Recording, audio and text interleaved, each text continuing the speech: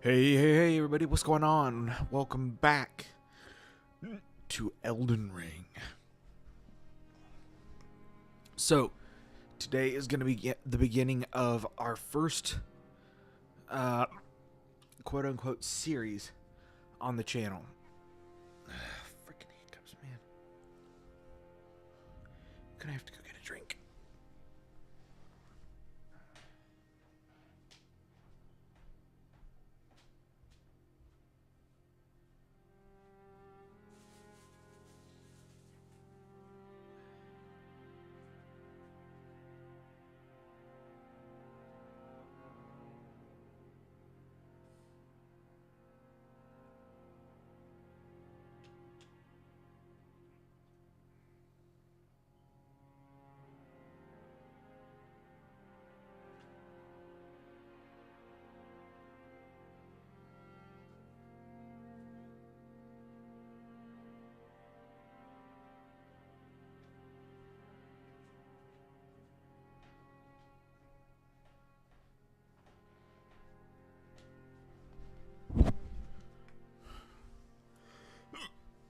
Alright, well, the hiccups are still there. But what I was saying, we are starting a new series on the channel where I go through and beat the base game as using each starting class, each one showcasing one or two new builds. We will be starting with the Vagabond, and it's eventually going to get turned into a video series, so be sure to keep an eye out for that in the future. And yeah, the plan for today is to just kind of see how far we can get in 6 hours with a beginner friendly type thing. So without further ado, let's begin. Hey everybody, what's going on? I am your host, Carador. This is...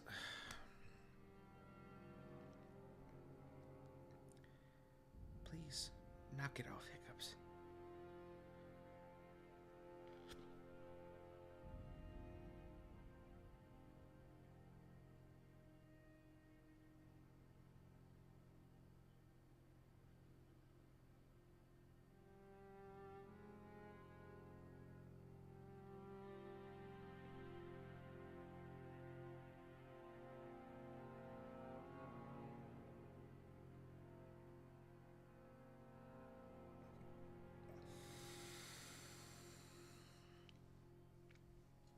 Hey everybody, what's going on? Welcome back. Or no, not welcome back. Hey everybody, what's going on? Welcome to Elden Ring. I am your host, Carador. Welcome to the Tarnished Tavern. We're happy to have you. So, what we're going to be doing is... I'm going to be taking the Vagabond here, kind of the default starter class. And I'm going to show you how to build a couple of cool... And I'm going to show you how to make a couple of cool tank builds. And we're just going to kind of go...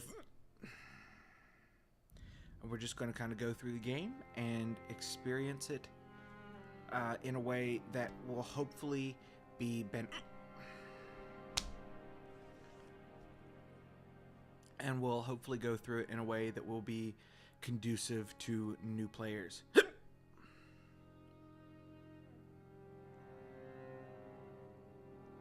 So if that's something that interests you, sit back, relax, and enjoy the playthrough. As I said, we are going to be starting with the Vagabond here. I'm going to go type A because I am indeed a male. So we're going to name this guy.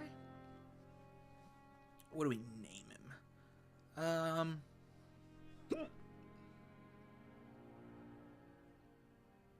You know what? Your name is Gregory.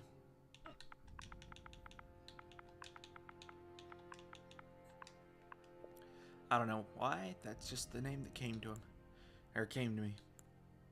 He's young. He's got things he wants to do. Places he wants to see. We are a vagabond for keepsake. I highly recommend taking the golden seed. It will allow you to get yourself a extra healing item right at the beginning of the game, which is very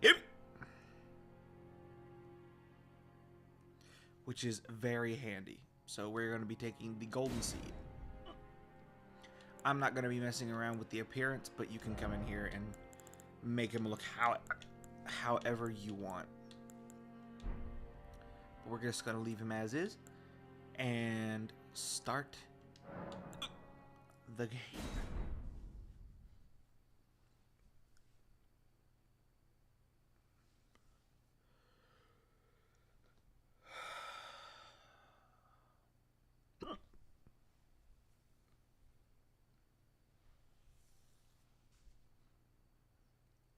I had a couple requests to do this as a video series, so we're gonna give it a whirl and see what happens.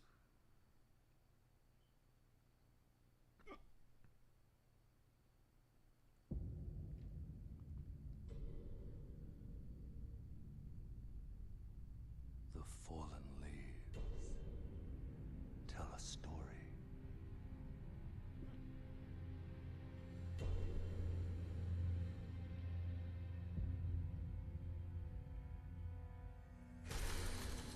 The great Elden Ring was shattered.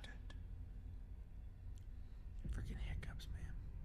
In our home, across the fog, the lands between.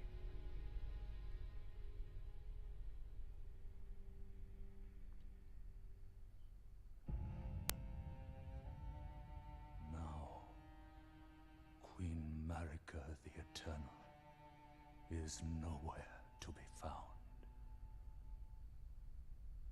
And in the night of the Black Knives, Godwyn the Golden was first to perish. Soon, It's all her fault. Marika's offspring, demigods all, claimed the shards of the Elden Ring.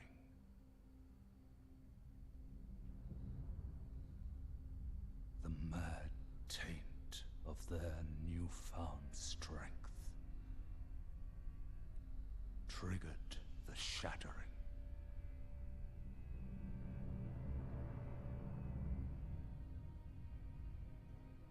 A war from which no lord arose.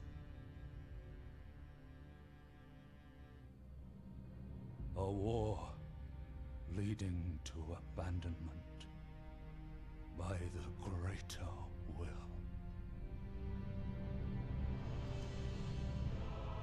Oh, rise now, ye tarnished, I love the ye voice dead acting in this game. who yet live. The call of long-lost grace speaks to us all.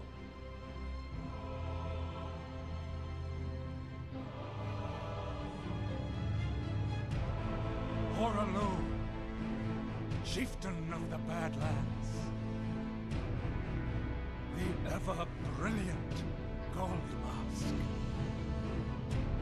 Fear, the deathbed companion, the loathsome dung-eater, and Sir Gideon Ofnir, the all-knowing.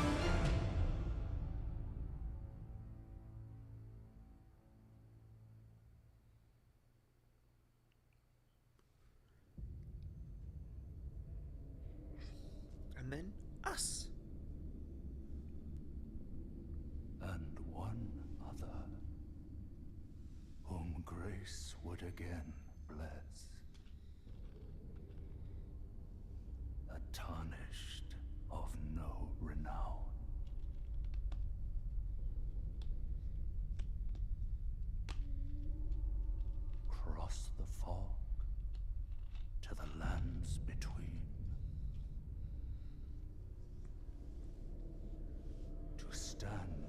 for the Elden Ring. And become the Elden Lord.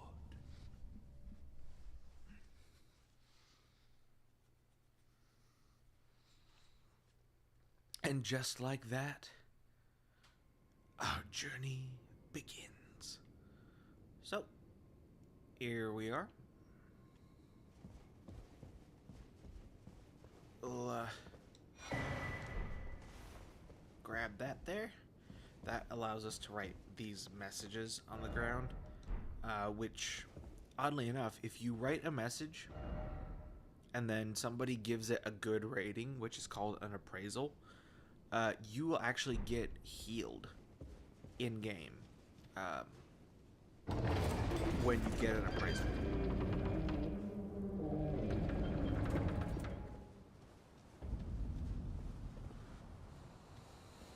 Chapel of Anticipation, baby. Here we are. Let's get... Gotta try to get a quick picture here for thumbnail purposes. As soon as that ghost goes away. There we go. I really hope it didn't get that ghost. I should have gone into offline mode for this.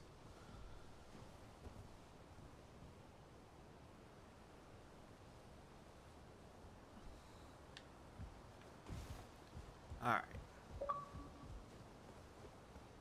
Now, something worth noting with this class specifically. So if you're new to Soulsborne games, a core mechanic is the dodge roll. But, you see how slow and clunky that is? It's because we are at a heavy equipment load. If you play games like Skyrim or like survival games, we're effectively encumbered. So, the way we fix that is by going to our equipment and taking off one of these items to get us down to a medium equip load, which you should be able to see right above my head. We are currently at a heavy load. We want to be at a medium load. So I'm gonna take off. Oh, okay. I'm gonna take off the halberd, because while that is a good weapon, I'm gonna be focusing on fighting with a shield and a sword, specific, or just thrusting weapons in general for one of our builds. So this is going to be a tankier playthrough, since let's see how much faster we're rolling now. This is going to be more of like a tank build, because this is the tankiest starting class. So yeah, you always want to be at a minimum of a medium load, especially if you're just starting the game. So definitely be mindful of that whenever you're starting putting together your builds or changing items or whatnot. Now there is this enemy right here.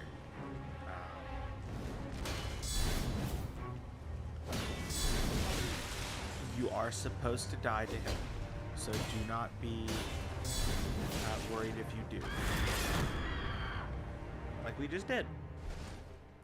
That is a scripted death. Because even if you beat him somehow, you're just going to walk off the cliff when you go out the other side. So do not worry about dying to that guy. You get his sword if you kill him, which is cool, but it's not necessary. I'm going to skip cutscenes just so you can enjoy them on your own time. And so that way I'm not spoiling everything. I'll leave boss cutscenes in, just because they're like super cool, at least the first time. So now this area that I'm just dropping into, this is the tutorial. This will teach you everything you need to know about how to play the game. And you'll notice we just got some items. These are your healing items. The Flask of Crimson Tears restores your health, and the Flask of Cerulean Tears restores your focus, which is your mana for using abilities and casting spells. I put them in my pouches, that way I don't get confused with what's in my hotbar and accidentally use the wrong item. Now, this thing that I just touched right here, this Site of Grace, this is your save points, as well as your fast travel beacons. Also, when you rest at a Site of Grace, it will refill all of your flasks, but it will also respawn most enemies. You'll learn this as you go through here because you'll get pop-ups that explain all of this stuff. I have that turned off just because I've played the game so many times. So now we're going to come down here to the Flasks tab, and you remember that keepsake that we got? Well, we're going to use it to add a charge to Flask by using 1 golden seed to increase our maximum flask usage. So now, where we had 4 flasks, we now have 5. So now we're just going to progress through the tutorial. Another key mechanic is locking on.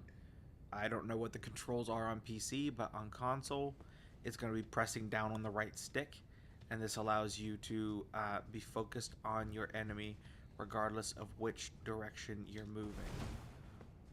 So now we're going to use a light attack, which is going to be, again, I don't know PC controls, but right bumper on a console. There's also a heavy attack, which is right trigger.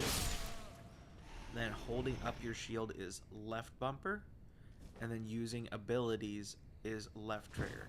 Right now we're using our shield ability, which is a parry. Okay, missed time. I suck at parries. One of these days I'll actually try to learn them, but I don't know that that'll be this playthrough or not. So now we're just gonna run through here. There is a dude overhead that will shoot you with a crossbow. Now we are going to have to get past this guy's shield, and the way you do that is by what is referred to as breaking his stance. You can do that a few ways, but the way I'm going to show you right now is just a charge attack, which is holding down right trigger. That was 2. See, that that knocked his shield to the side. You can also do jumping attacks. Those do a lot of stance damage, which is what we have to do in order to knock his shield out of the way. Breaking enemies' stance is probably one of the most important things in the game because of how beneficial it is to you.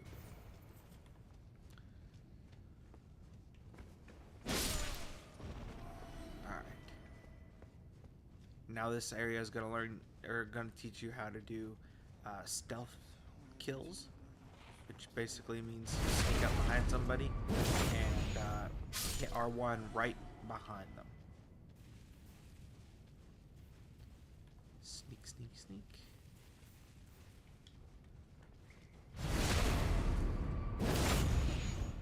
Alright. We got all those guys. So now it's time for this one, and then that right there was a stance break. I could have gotten a critical hit right there, but I didn't realize that's what was going to happen, so I missed it. And that's on me.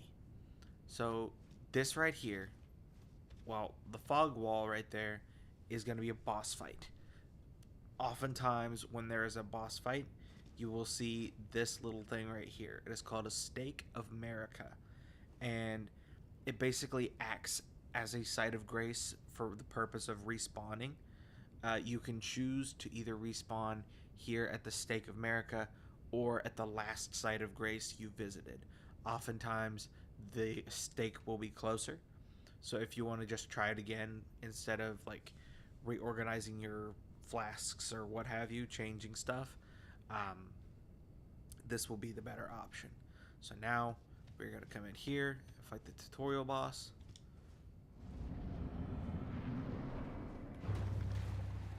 And then we will get started. Critical. There he goes. That was the hardest boss in the game, guys. I can't believe I got great RNG there. Alright, so that finished the tutorial.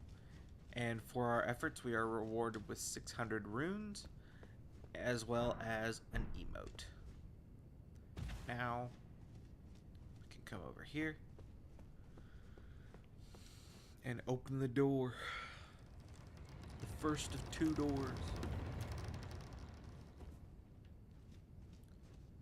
Alright. Come up here. We'll rest at this site of grace. Well, we don't have to rest at it. We can move on. This will give you some multiplayer items. We're not going to be doing any multiplayer in this playthrough, and probably in this series. But yeah, if that's something you want to do, those are items that you will need. Then we just hop up here. And now, welcome to Limgrave. So now we can try and get another picture here.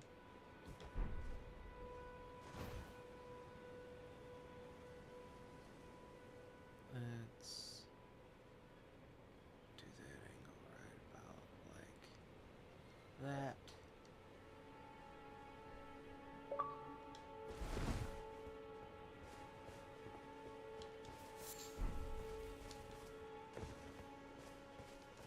Grab this grace. And then you can talk to this NPC.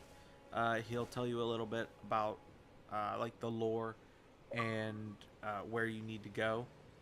But basically, like this grace right here, not all graces do this, but important graces will point you in a direction with this little trail of gold. Now you see that guy on the horse down there? That is a very hard boss for early game. I do not recommend trying to fight that guy.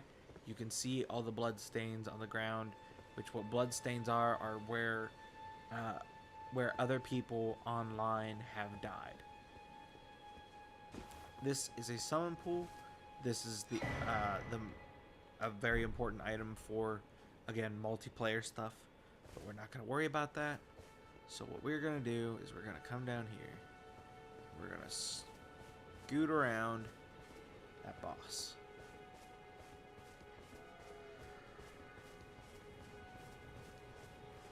And we are going to make our way to this church. Do-do-do.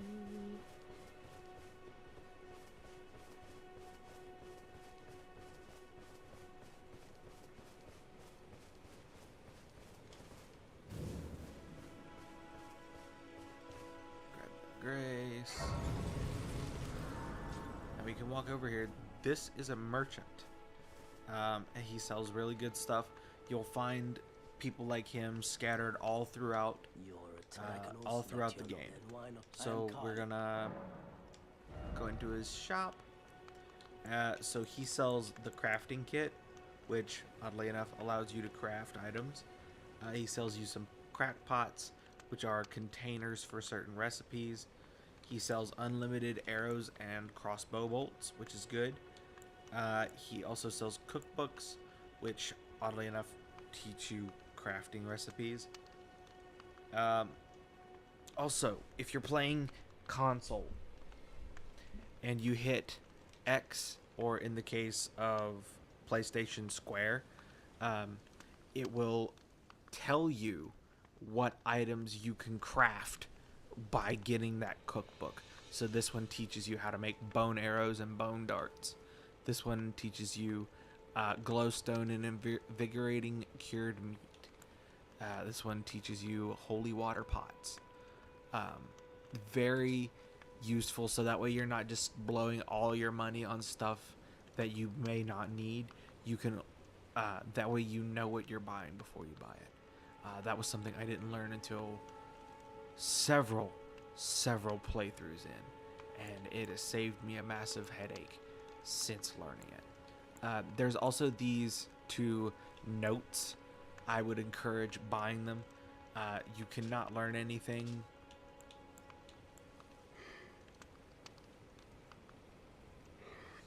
from them without buying them. I already know what this stuff is, but for new players, I highly recommend buying these and reading them because they will teach you some pretty interesting stuff. I don't need any of that. Then we come over here to this smithy. We'll pick up a smithing stone 1. That is very important because then we can use this smithing table to strengthen our weapons and shields by using smithing stones. So each smithing stone level, which there are 8 levels of normal smithing stones, you need 12 of them per item, because each smithing stone level can be used 3 times, and each time you use it, the number of smithing stones required increases. So in order to upgrade the first time, you will need 1, or you will need 2. The second level you will need 4, and the third level you will need 6. So yeah, and upgrading your weapons is the easiest way and the fastest way to get more damage out of your weapons. So we're just going to come over here. We're going to fight some dudes because we are going to be heading our way towards the next important grace. I'm going to sneak attack this guy because he's guarding a couple of useful items.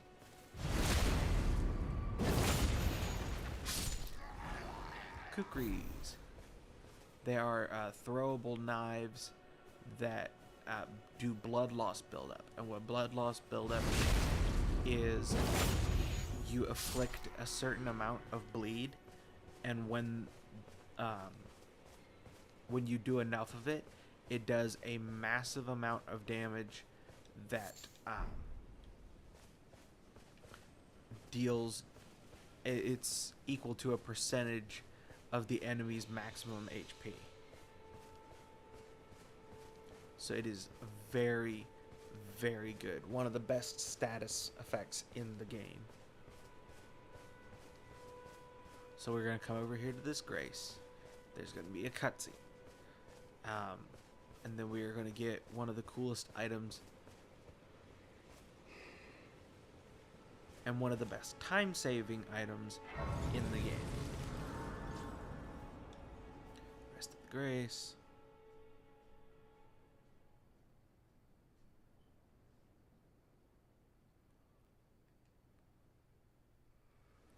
Again, I'm going to skip through all this because I've done it all before, but I encourage you to listen and watch through all of that because it's really, really important to the story.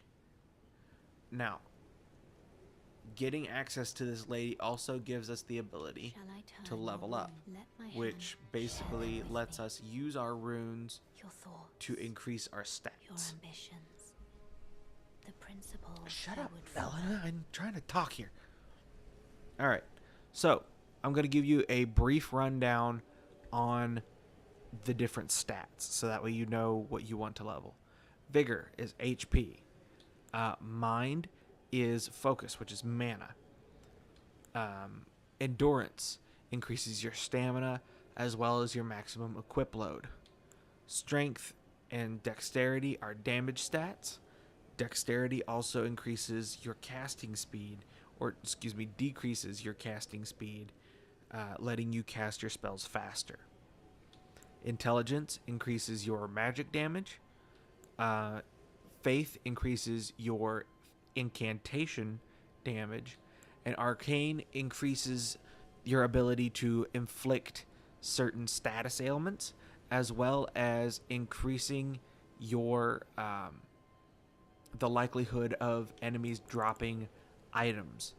I highly recommend grabbing upgrading vigor first, especially as a new player, where our goal is to upgrade vigor almost exclusively until we hit 40 vigor. So now that we're done with that, we're going to come over here and we're going to clear out this camp, because this camp holds a few really good items. See, like right there, we just got that guy's pants. So now we can come over here. We can see his pants. They are better than the ones that we have, even though they are a little bit heavier. So we're going to put those on, and now we're going to take less damage. So you're going to want to hop up here and open this chest, because this chest contains a weapon. It is a great sword, and it does a lot of work early on. But we are going to come over here and continue to work through this camp. I'm not going to be using that great sword because there is another weapon that I want to use for this build. But you are more than welcome to use it in your own playthrough. It's a very good weapon. Let's see, we just got that guy's shirt.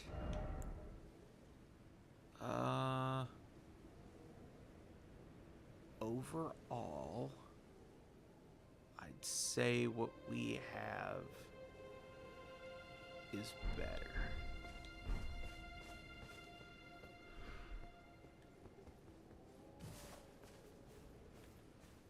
Come over here, get this guy. Try not to get the attention of those bats, because bats are annoying to fight, especially early on. Now, the bats only appear at night.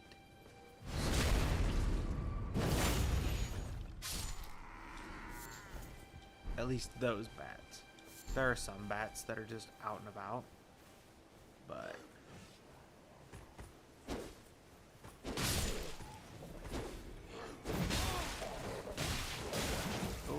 okay.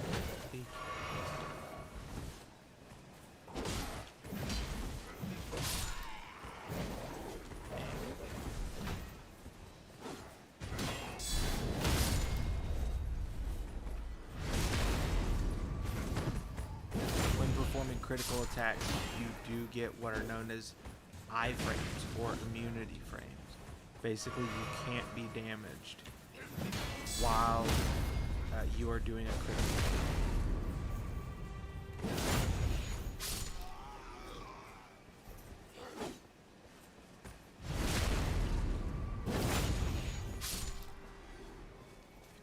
Loot. Ooh, we got a straight sword.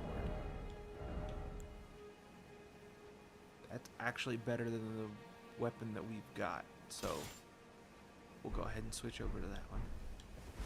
Cool. Alright, so now we're going to want to head down here, because down here is one of the most handy items in the game. And that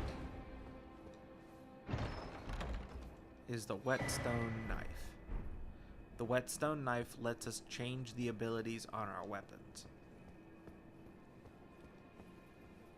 And then you'll find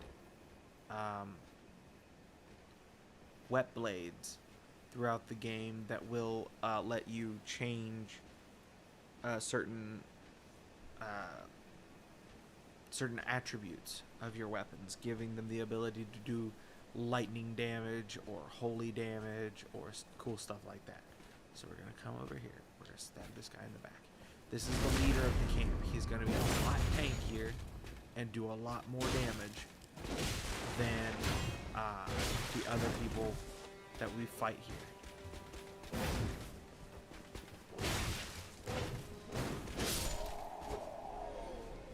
He might give you a little bit of trouble, and that's okay. He gave me a lot of trouble my first playthrough. But now we're going to come over and we're going to get the other weapon in this camp. I'm not going to be using it, but you are more than welcome to. It is a very good weapon, especially against certain types of enemies. And that is a flail. Oh, he's on me.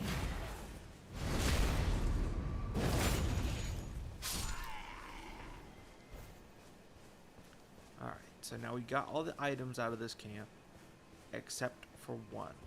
And that is our map. Or at least our map of the area.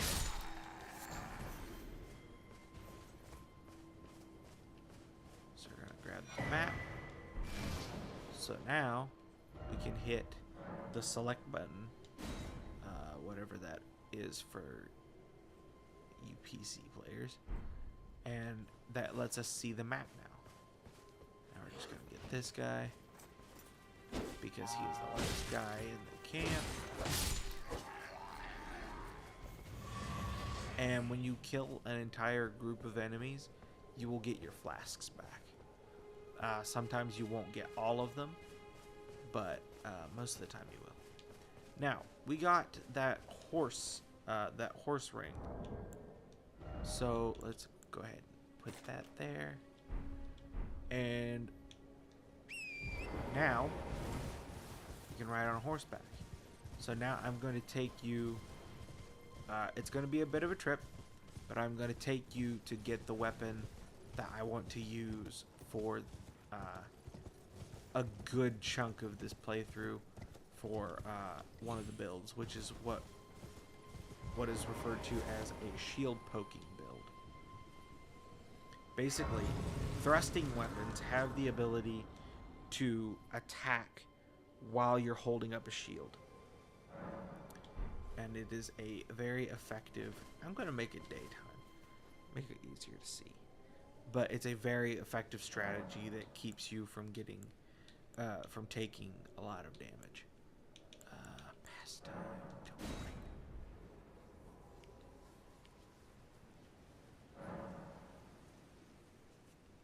Alright.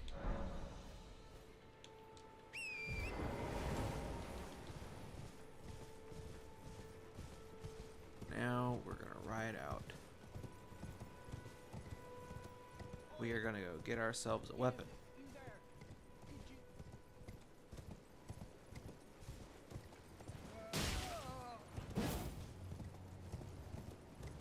The scarab right here holds a weapon skill. You'll find scarabs like that all over the place. Always try to kill them when you can. I'm trying to pick up this item without getting killed, and it's proving to be a pain. It's smithing stones. There. So now, when we get our weapon, we can immediately upgrade it to +1.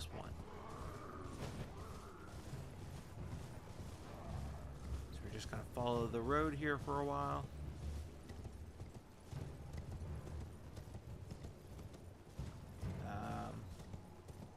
You can also stop this cart here by hitting these guys in the leg. And you can hop up in the back of the cart. Watch out, there are a bunch of enemies behind you. But you can open the cart and get yourself a new weapon, a great axe. That'll be a good starting weapon for the other way we're gonna play this class, which is guard counters, which basically means whenever you get hit, there will be a window in which you can perform a counterattack by hitting the right trigger right after getting hit. And you'll perform a special attack. And you want big weapons for that, because guard counters are fast and they do a lot of damage. So the bigger weapon you have, the better those will be. So we'll probably use that great axe for that. Now this chest right here, if we don't die for it, we died for it. But that's okay, we got the weapon. The Great Epee is a thrusting sword. Oh, Stake of America. Gotta get my runes back. But it is a thrusting sword, which means we'll be able to use it while holding up our shield. I don't think I have enough stats to use it yet, which we'll take care of soon enough.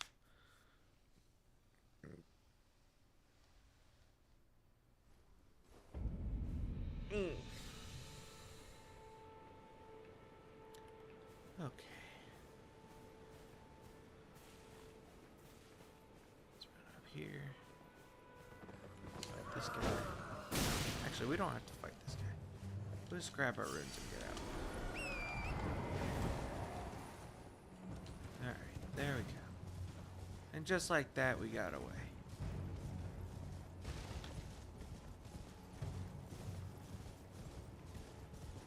Now, like I said,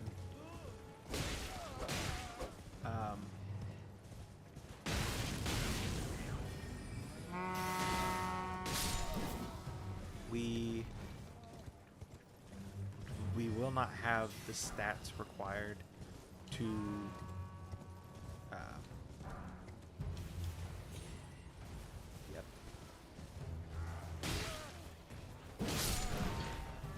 to wield that weapon. So we'll have to farm up a couple levels.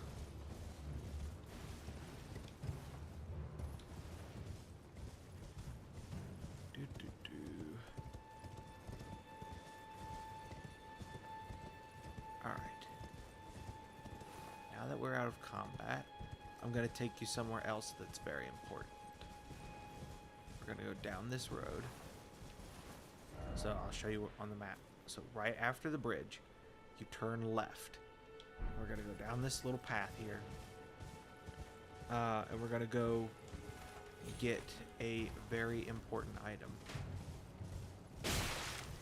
It's one of the items that that merchant was selling a note about. But on the way, we're also going to meet a important NPC. Well, I say important, but I use that term kind of loosely.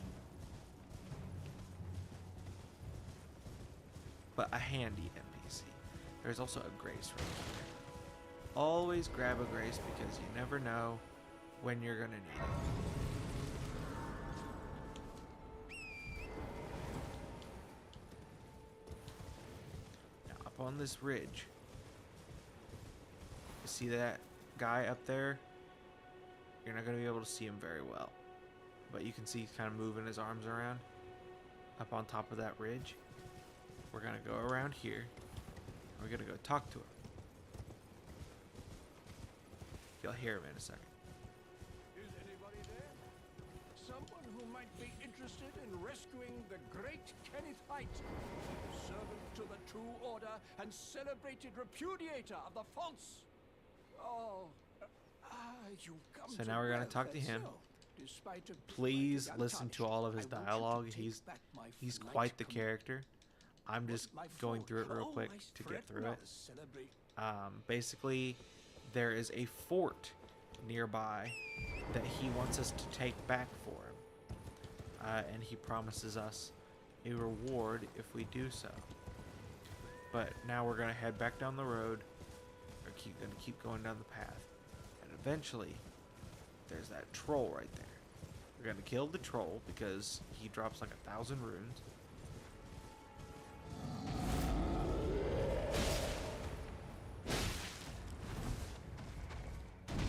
The trick for fighting trolls, basically just hit him in the leg, and eventually he'll lose his balance and fall to the ground. So now we can come over here and hit that glowing spot, perform a critical, do a lot of damage.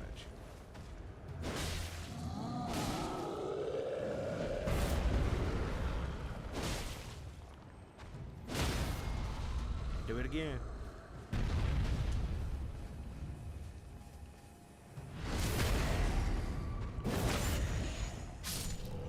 There we go. 3,000 runes.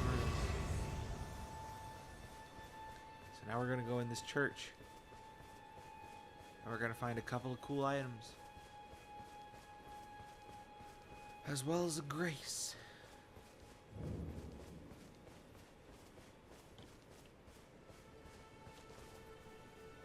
We're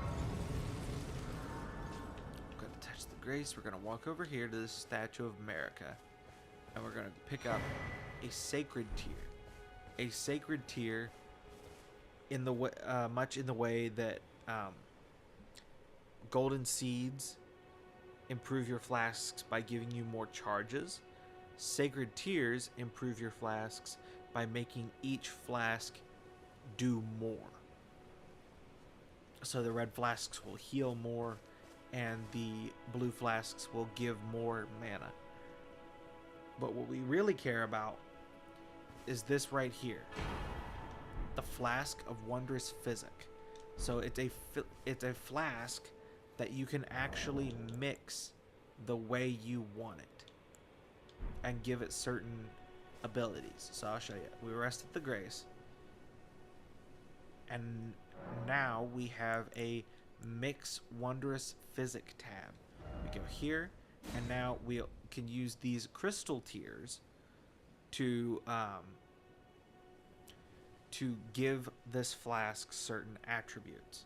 By itself, it does nothing. Right now, we only have one tier, which restores half of your total health. But there are 2 slots, and we'll find a lot of other tiers that we can use to give us certain abilities. We can also go here to flasks, increase amount of replenished by flasks, and use a sacred tier. There we go. Then if you want some lore, you can talk to Melina whenever you're in a semi-important church. And she'll tell you a little interesting little tidbit. We are going to level up. Actually, before we level up, I need to look at the epee and see what the required stats are. Here it is. Requires, what is that, 15 strength. I think that's 15 strength and 16 dex. So now we are going to rest the grace.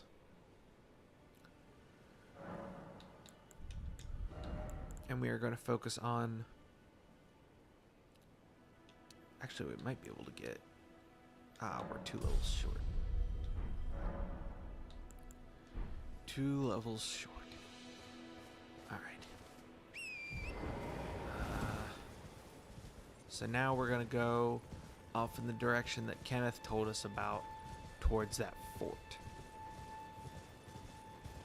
But we're also going to grab a couple things along the way.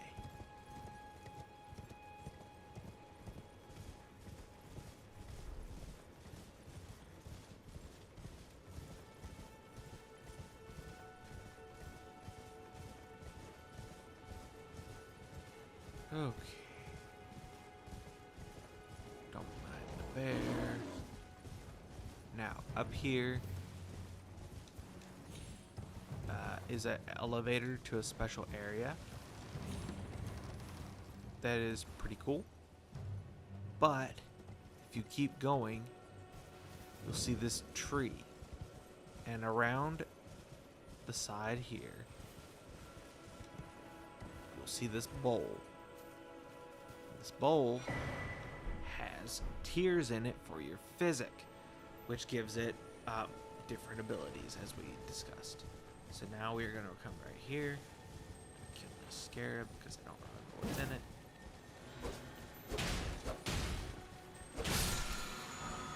Ground slime, useless. Okay.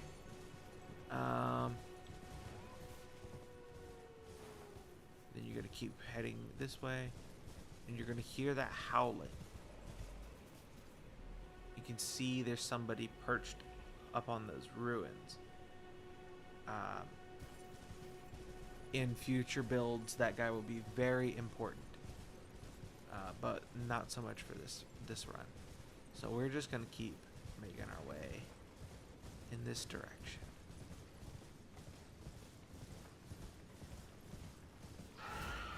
Don't worry about the screaming people. I missed the map. I will grab the map on the way back. But that is the fort that we have to take back. So we're gonna go over here and grab the Grace.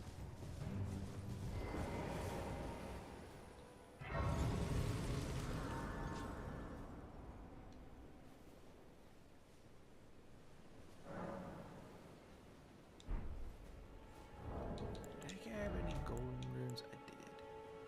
4.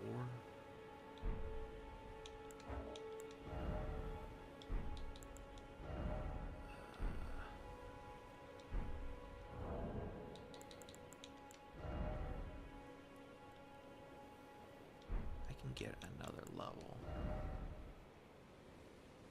But that still leaves me 1 dex short. Unfortunate. So we'll have to start using the pay after we do this.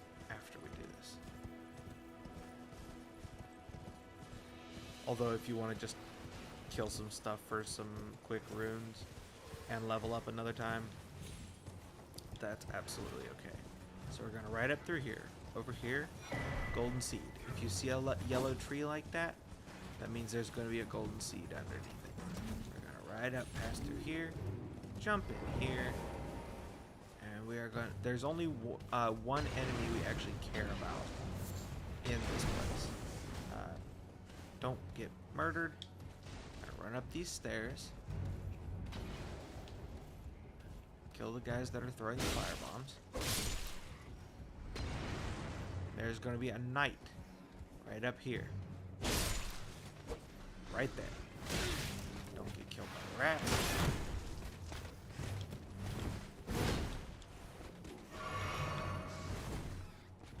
Now, if we kill this knight,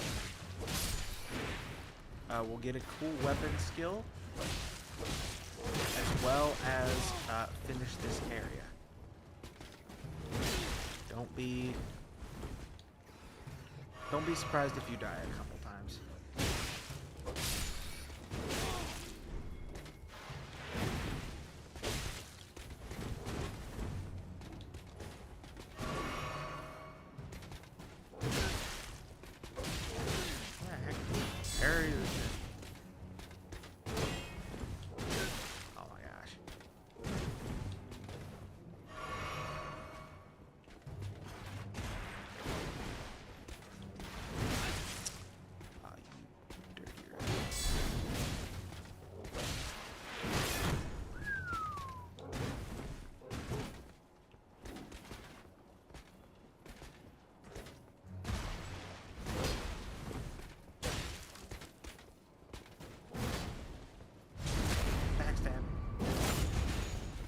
my gosh. That Ash of War Bloody Slash is really good. How goes the stream? It's going. Not really any activity, but I'm making progress as far as footage is concerned. Alright, so after we kill that knight, we're going to want to head up this ladder to grab a very important item for a lot later on. We probably won't even get to that today.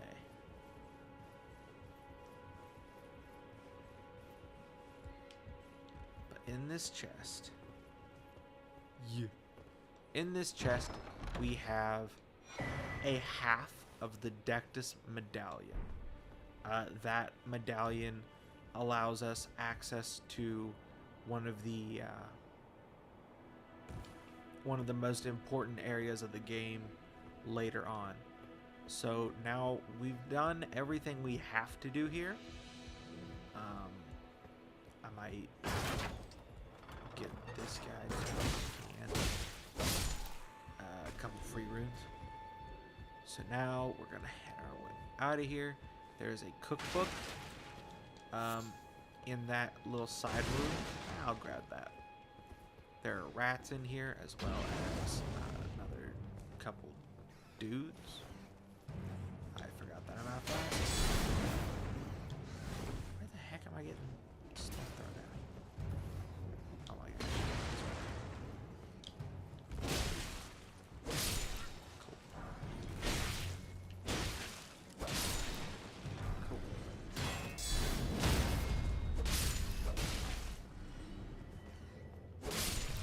Now, so long as I don't die, this will all be good. Ooh, got flasks back. Yay! Alright, yeah, grab this cookbook, and it allows you to craft blood grease. Which could be handy.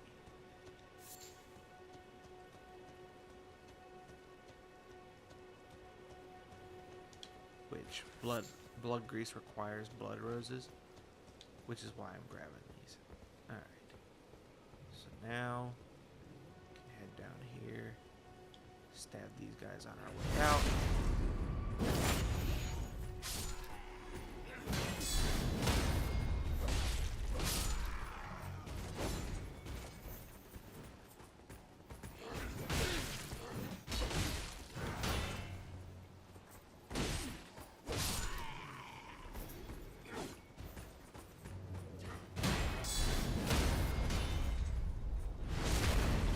Mindful of that big dude down the way there. That mad pumpkin can mess you up.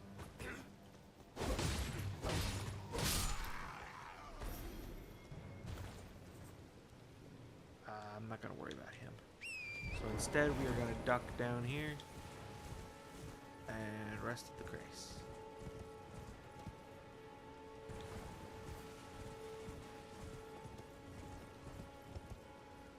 Okay. I also just completely forgot about my physic. Alright, so now we can get another flask charge. Go here, mix our physic. We now also have increased our maximum stamina for a little bit and enhance our charged attacks. We're not going to be really worrying about charged attacks in this build. However, we are going to be worried about our stamina, so we are going to want that one. Now we can level up. We want some more dexterity. I need one more level.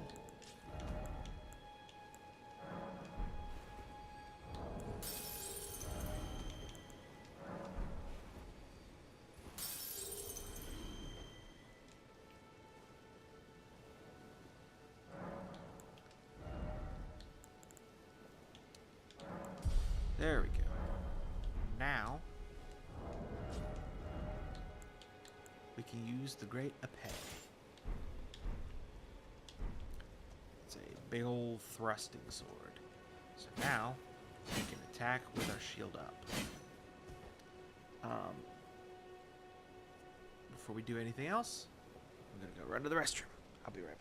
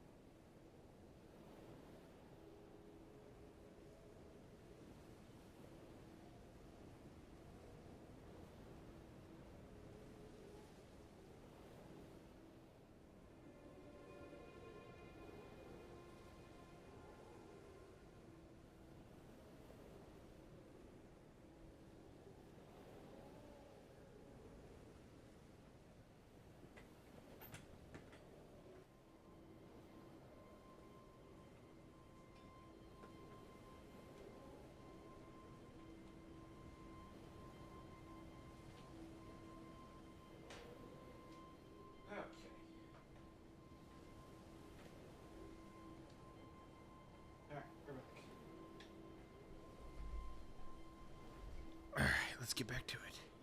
So, we missed the map fragment.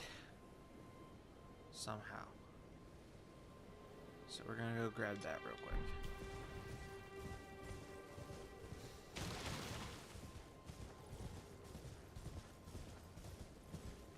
Alright.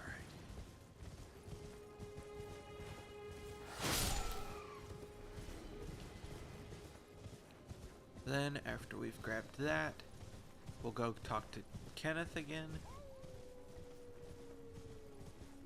Get our reward. Which we honestly don't even need. Then we will see about making some progress.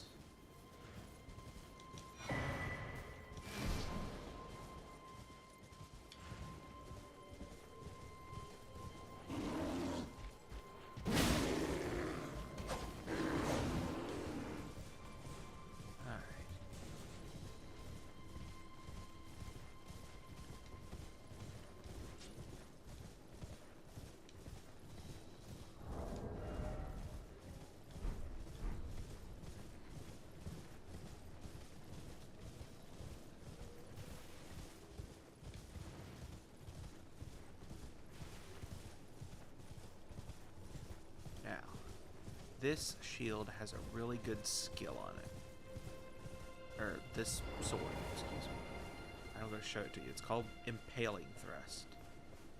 And it makes short work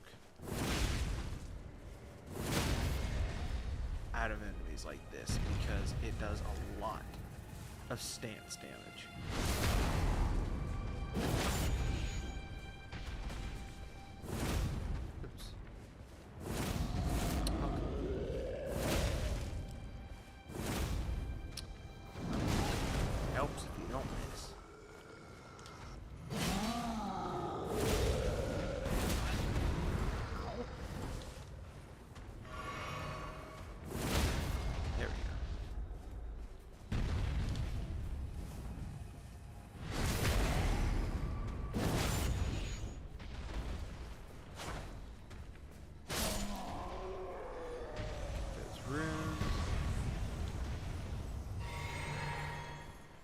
So yeah, if you're ever in a bind, just use that skill, because it does a lot of work.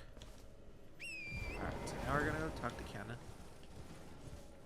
Now, he has a quest line, and I recommend doing all the NPC quest lines at least once, just so you get to, like, experience those storylines. But you can also kill Kenneth. And get a golden seed from his body. I've been waiting for I'm you going to with do that just to bated save breath. myself time. Did you manage to recapture my fort? Oh, excellent. Well done, I knew I was right now. Go ahead. Thank you.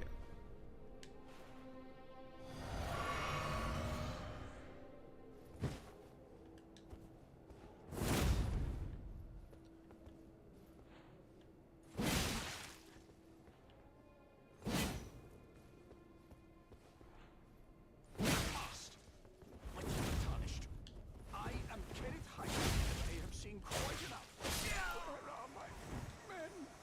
Oh, they're trapped. Why Cool. have you forsaken? So now we're going to go... We're going to fast travel, which you do by opening the map and then hovering over a site of grace and then just clicking A couple times. Or X if you're on PlayStation.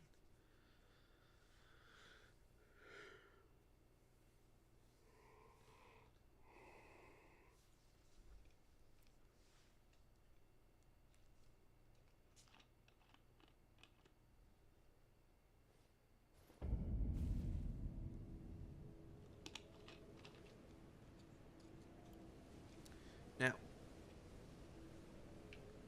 before we go fight the first major boss, there's one more thing that I want to do. which is a cave. A tunnel specifically, because it will give us smithing stones for upgrading our weapon. Which I kind of want to get a couple levels on this weapon before we fight that boss. Just so, you know, I'm not taking my good old sweet easy time.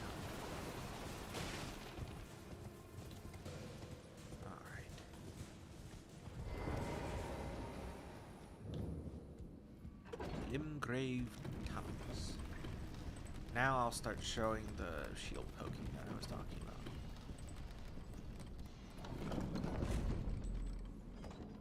Text of grace. Let me walk through here.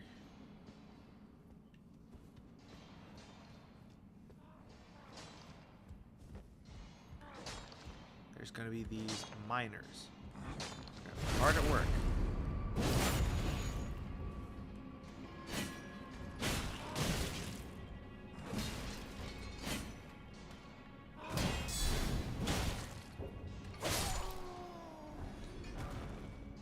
Harvesting these smithing stones. Alright, shield poking does not work well on these guys, so I'm just going to do impaling first. Heavy attacks. Because I don't want to waste a bunch of time.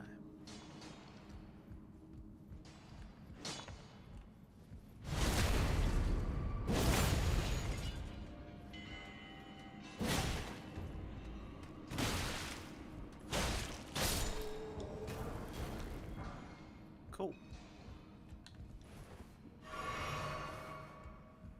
Alright, now down here.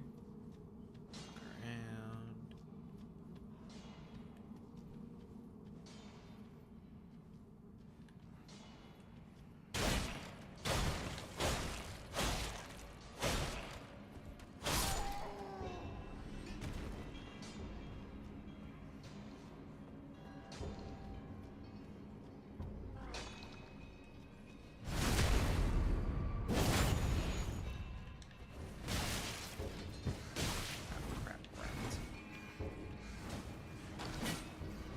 Shield poke. Ow, ow. Right.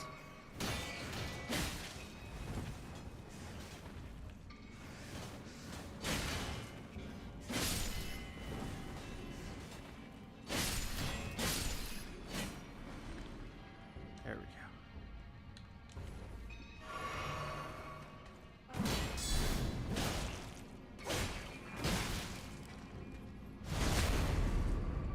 Good grief. Now these guys are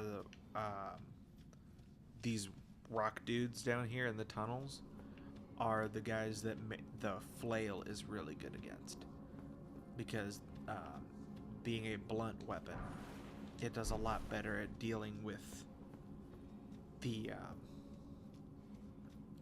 their hard skin.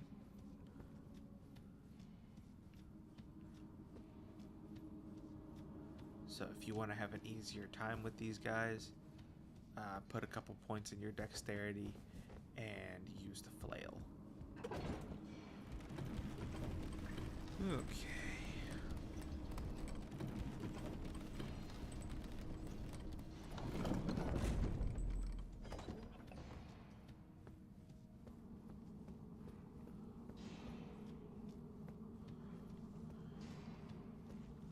There's a dog in here. There we go. Now, we're gonna have to deal with another dog.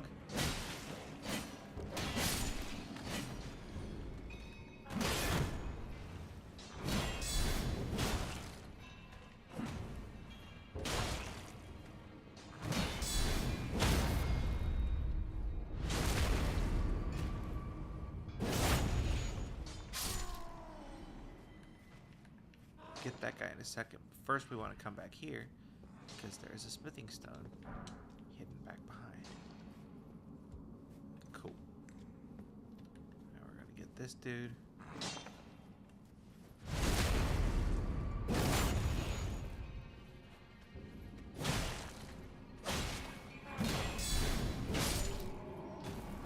Cool. Now, oh, this is one of the... Okay, so there are some tunnels where you have to pay attention, and there will be spots where you have to jump off halfway up the ladder.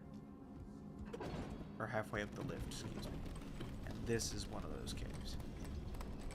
Right here. I had my back to it the first time, that's why I didn't see it. Alright. So now...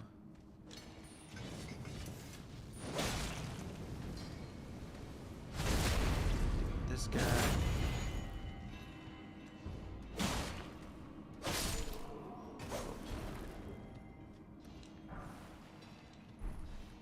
Those are like magic grenades. They're not great unless you're playing a mage build, in which case you will have spells. So you won't want to waste your FP using those grenades. Running out of heals, which I'm not a huge fan of. That guy is gonna throw fire at us. The other guy is gonna throw grenades at us.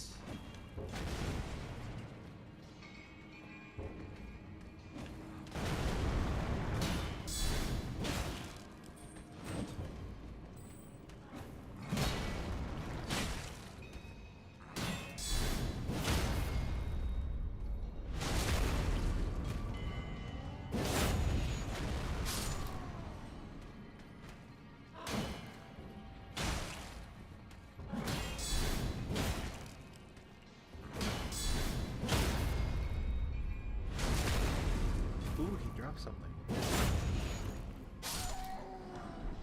Explosive stone clump. Now that's like a legitimate grenade. Wait, did I miss any smithing stones? Don't think I did.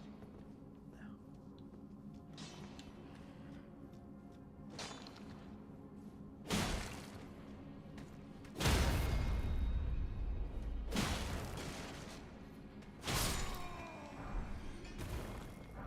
Cool. Now we head down here to the boss.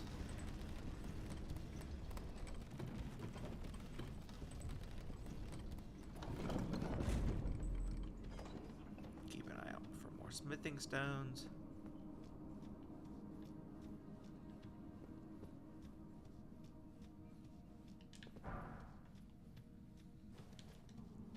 Now to challenge the boss.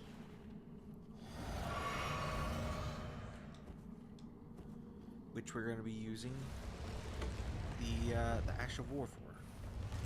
Well, no. I said this was going to be a shield poke build. So we're going to shield poke him. It's just another troll.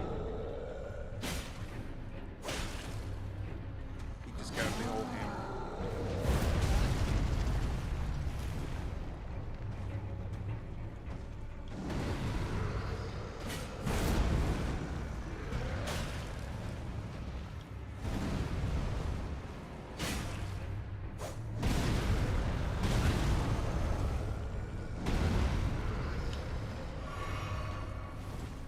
Screw it.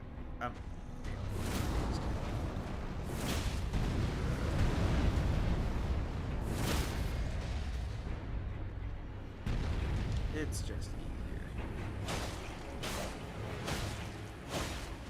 Well, his face was in the dirt.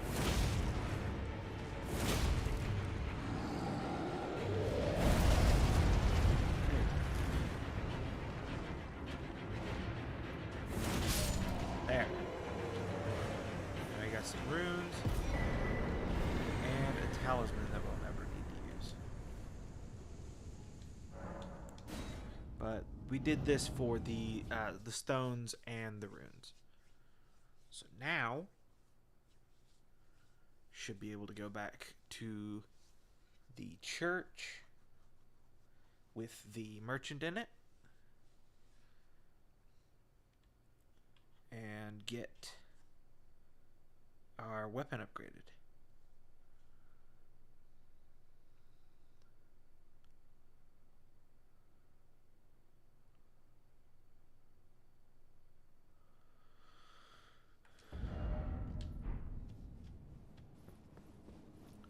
Stick our heads out here.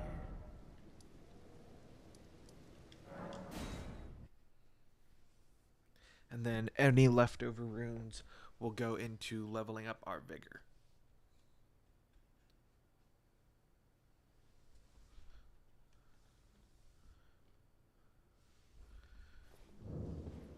Ooh. Time to get an item.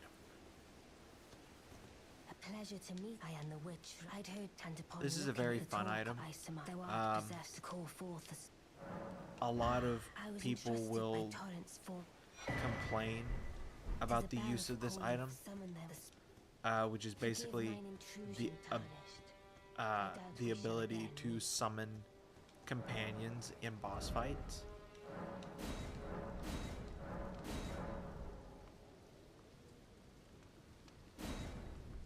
Cool. The ability to summon spirits in boss fights, and a lot of people will frown upon that in the Souls community, but I say if you find it fun, use it. They're cool, they're fun, they're interesting. That's what they're there for.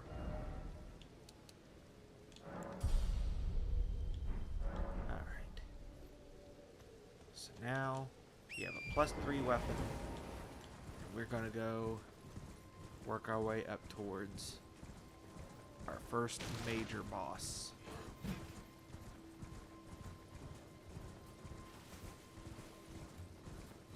I also need to see if I can put Bloody Slash on this. Because if we can put Bleed on this thing, we will be in business.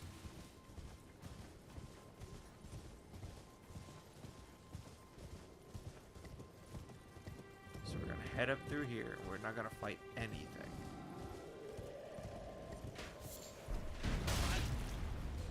No matter what happens, just keep going forward.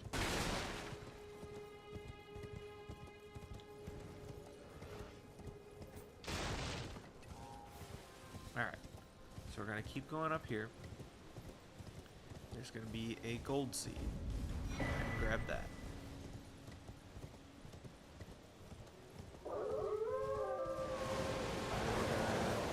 Have wolves fall out of the sky. There's going to be a grace here. I'm going to grab this grace. And arrest it. To get rid of the wolves.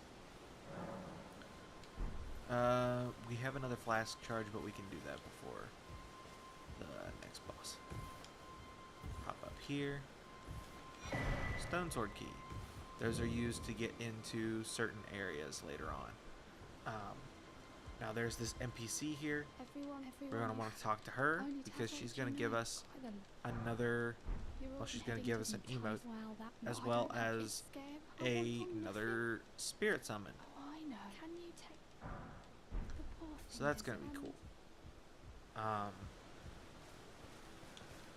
going to try to not use it, at least my first attempt at this boss, but this is a beginner's guide, so I'm not going to sit here and downplay how good summons are. So we're going to run up here. You're going to be tempted to get this scarab. Hold off on it for now because there is a ballista up here that you can't see that will shoot explosive projectiles at you. So hug the right side here. There's going to be some guys, but we're not going to worry about it. Take care of that dude on the ballista.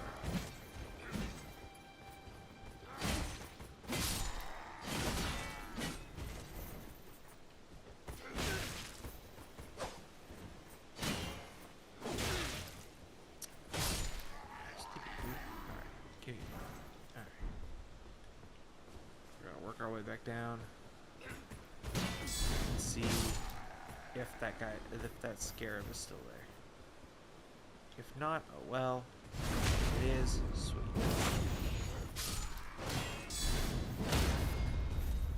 It has a weapon skill in it that is very good for strength builds.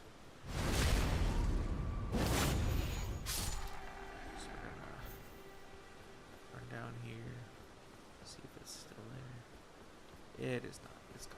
Okay. We'll grab it again.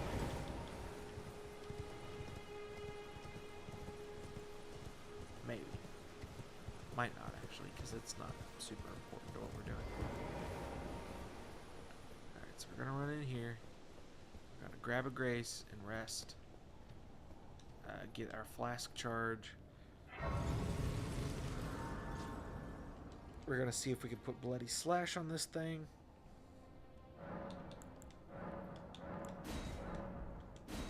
Alright, so now we're going to go do the Ashes of War tab.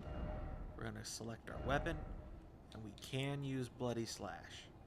So then we can put a Blood Affinity on it, which is going to make it do less damage per stab, but it's also going to give us Bloodlust buildup that you see we now have. And that's going to allow us to do a lot of damage. Alright. So now it's time to challenge our first major boss. Cool boss cutscene. Foul Tarnished. In search of the Elden Ring. Emboldened by the flame of ambition.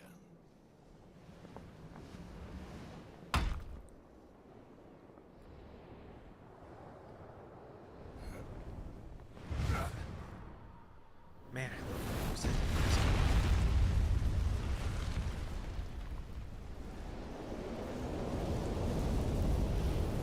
Someone must extinguish thy flame.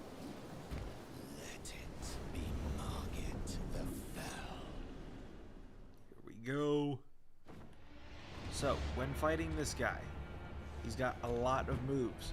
What you're going to want to do is you're going to want to stay to his left.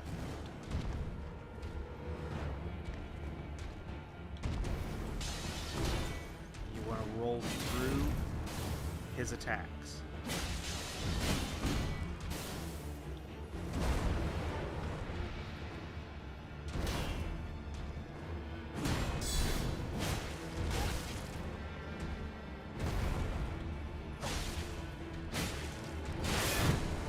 There was a blood loss proc. So now we're gonna. Nope, we're gonna heal.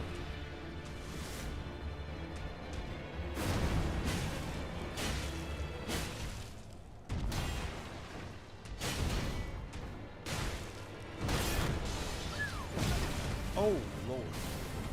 Well, knowledge of passing skill. Warrior blood must truly run in thy veins.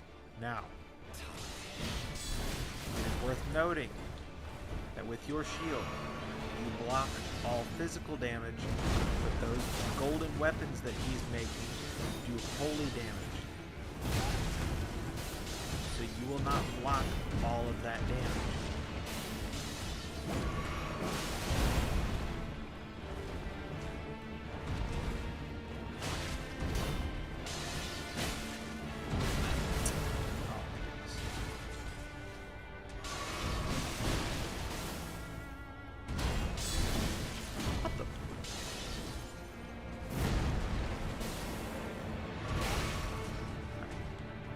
Stop teaching. Do the fight.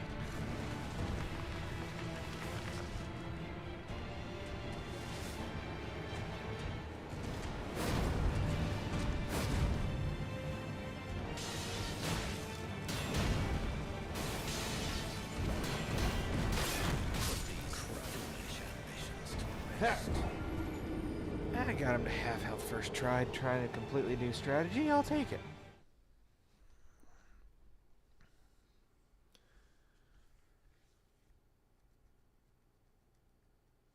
This time I'll show you the spirit summoning because I think it's a really fun way to play the game. There are a lot of different spirit summons out there, so there are a lot of fun companions to bring into a fight.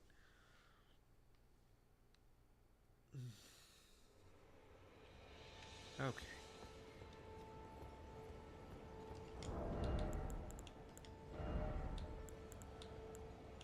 We'll do the wolves. And then later we'll show off the jellyfish on a different boss.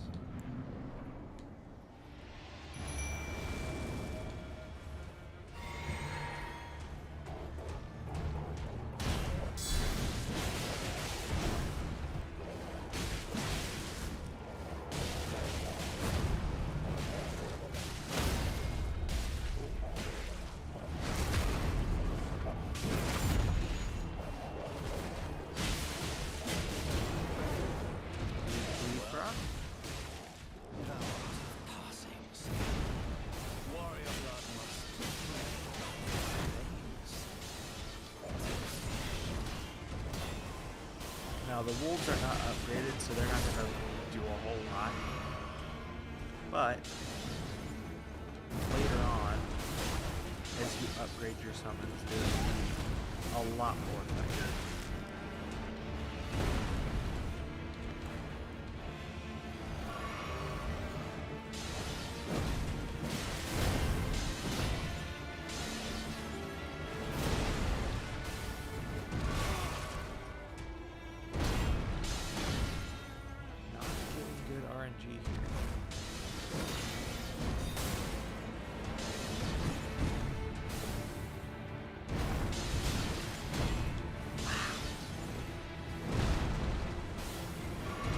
I can't remember the last time I fought him. Wow, he's this relentless.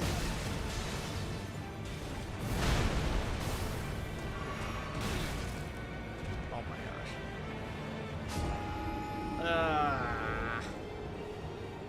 Right. Alright, well, that's 2 deaths. But I think that's the only... No, we've died 3 times.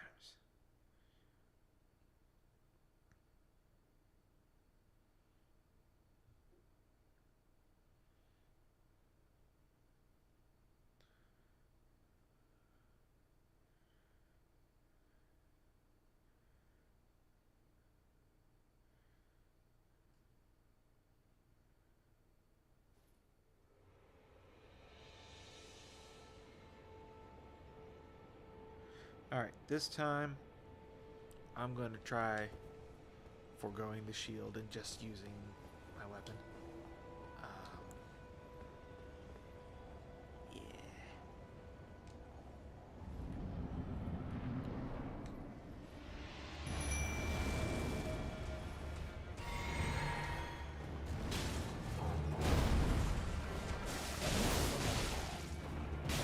Gonna change the ash.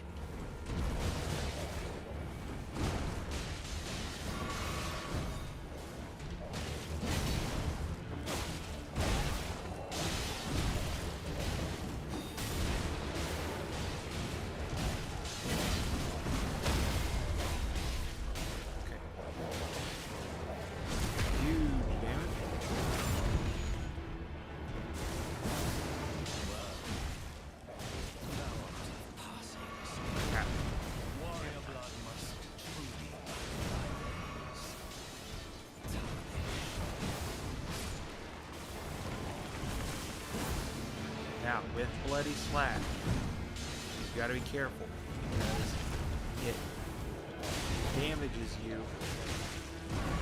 each time you use it.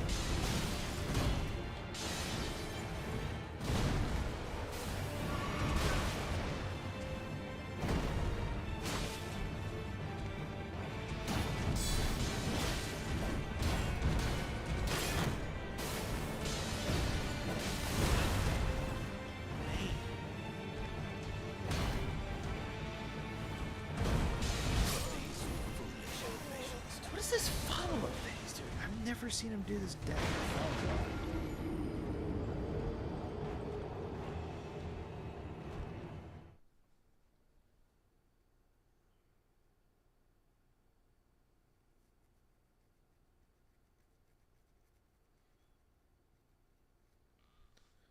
Might actually want to switch armor.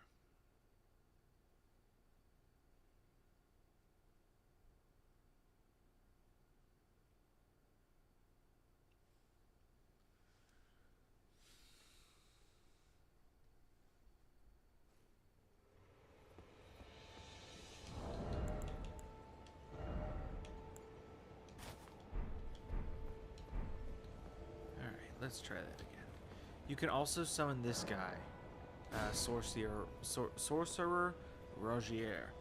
Now, summoning from outside of a boss room does increase the boss's health, but you get another person to help fight, so you can choose whether or not that's worth the gamble to you.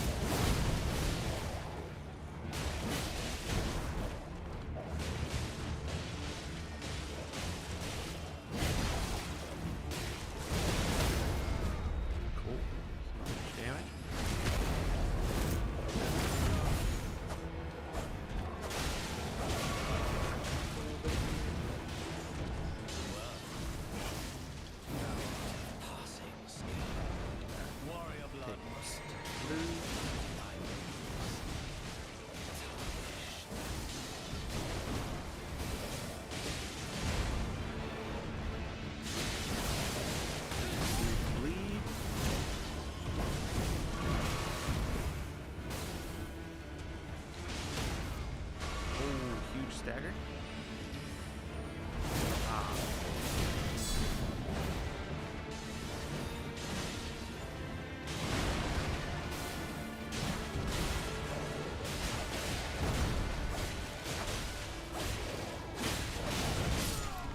There we go.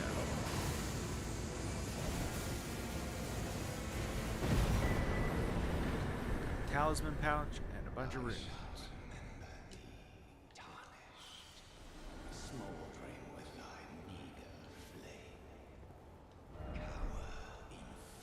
Touch this grace.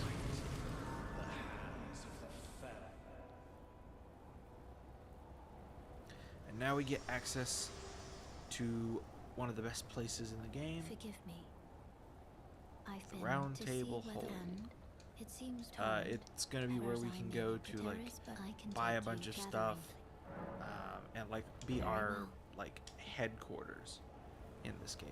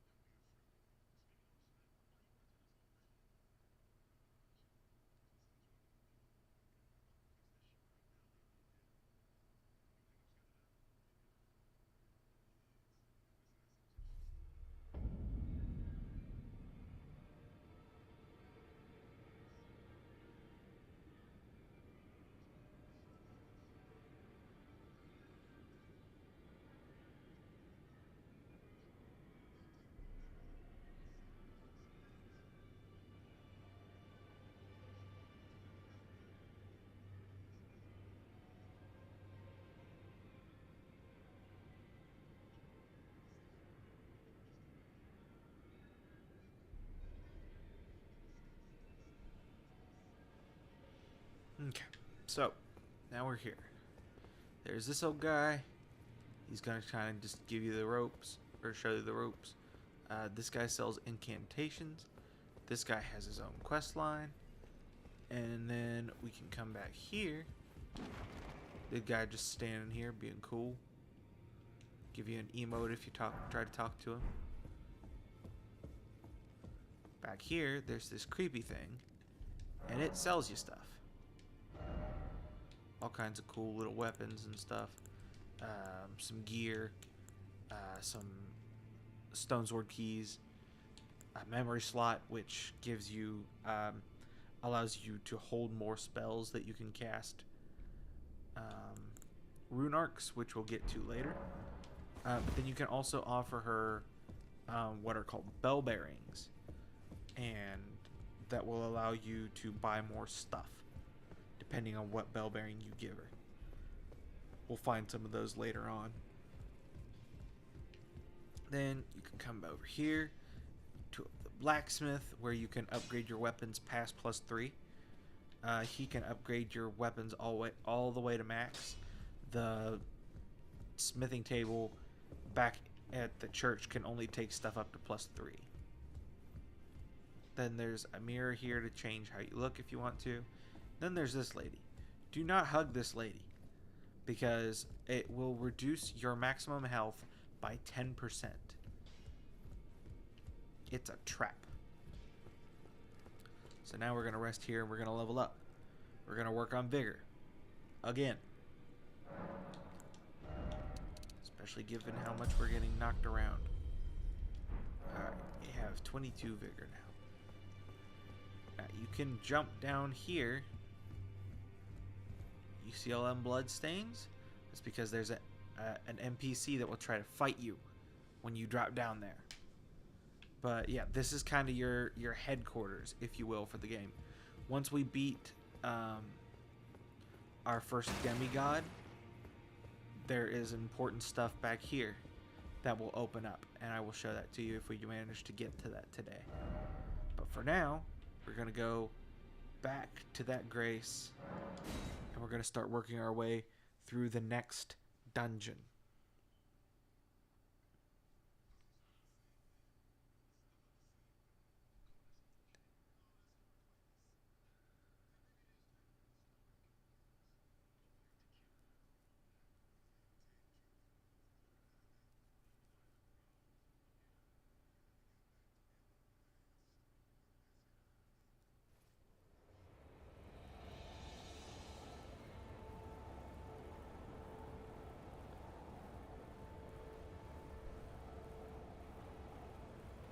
Alright, so now that we're back here, we're just going to head up here and do some murders.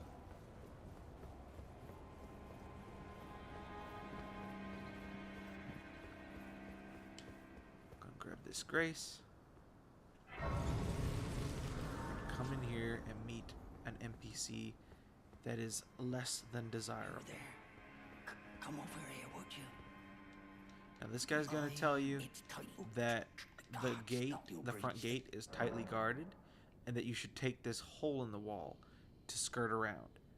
You can choose whether to agree with him or to have him open the main gate for you. But of course.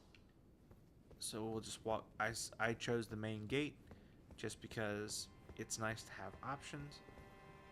You don't have to go here even if he opens it. I'm going to show you what happens when you try to come through this gate. So you pick up these goodies. You're like, oh wow, free stuff. And then there are ballistas that try to kill you. Now there's a way to avoid them, but it's not easy, as you can see. So we're just going to go ahead and rest in its grace to reset them. And we're going to go around the other way. But first, we're going to kill this guy. Because if you die while in there, while in this castle, he will steal some of your runes.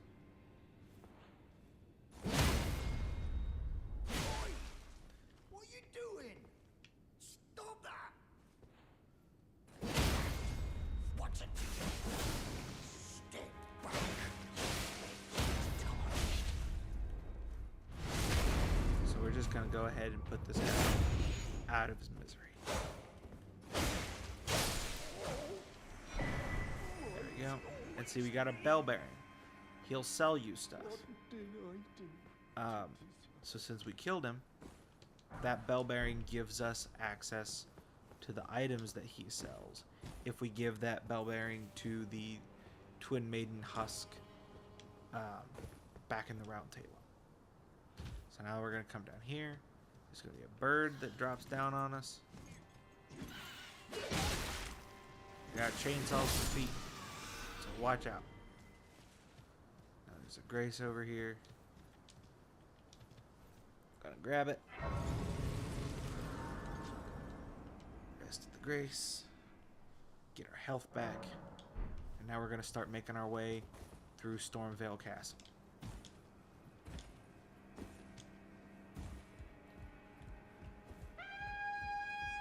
Yep, he's gonna call for backup.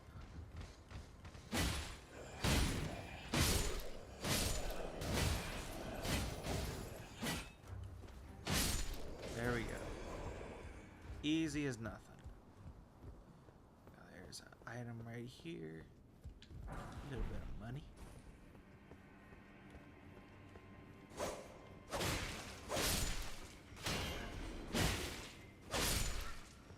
Go. Now there's going to be guys throwing fireballs. So we're going to run through there real quick on the back. So that way we don't get blown up like that.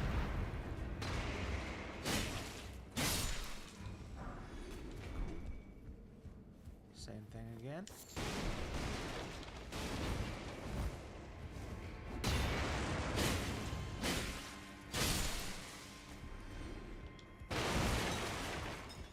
Up here. Now. Oh, oops. Guess we'll grab some money while we're here. Oh. Okay, this guy.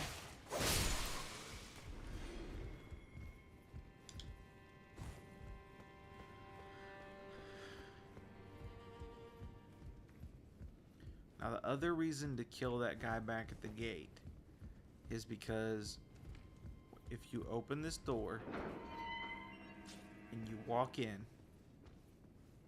there's a knight tucked up in the corner.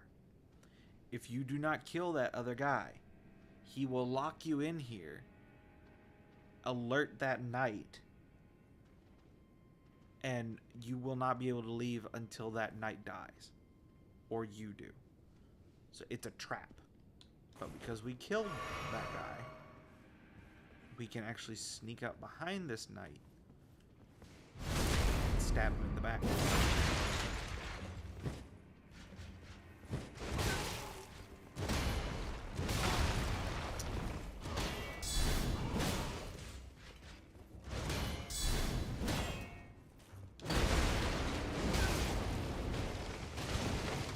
This knight is not easy. He's got that storm magic stuff.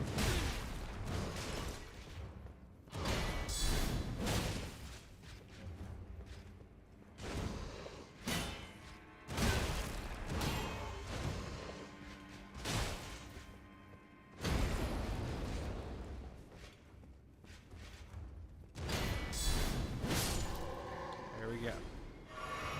We got it. So now we get a rusty key, which we need in order to keep progressing through here. We also get access to our first relevant talisman, which is a curved sword talisman. Talismans go in these slots underneath your armor. That puts us at a heavy load. That's not good. So the curved sword talisman gives us a boost to our damage when we do those guard counters. It's very good, especially for what we're doing.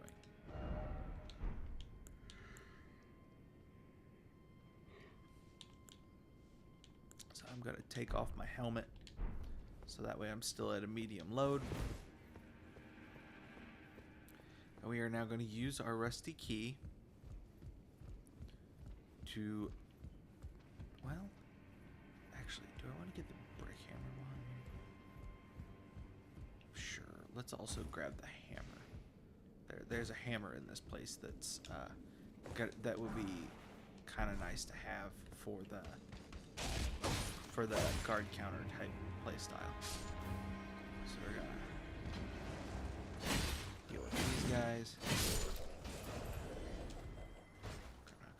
here. Not really. Knock that guy off the ladder. Come on up here.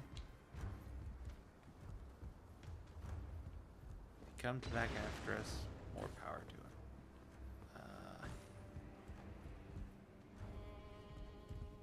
No, that's not. How do I get that? Oh wait, we gotta do the other thing first. We gotta open the door over here with that rusty key that we just got. Grab those throwing daggers because they might be nice to have at some point. We're gonna climb this ladder. I'm gonna show you how to get a really nice strength weapon for early on. Alright, so we're gonna go this way. Jump across this ledge. Poke this guy a couple times. Ooh, thought you were gonna slick with firebombs.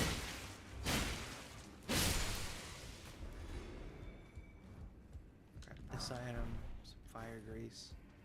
Now, we're gonna jump over there.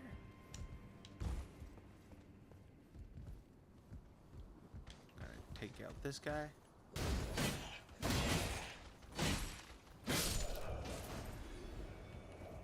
And this one.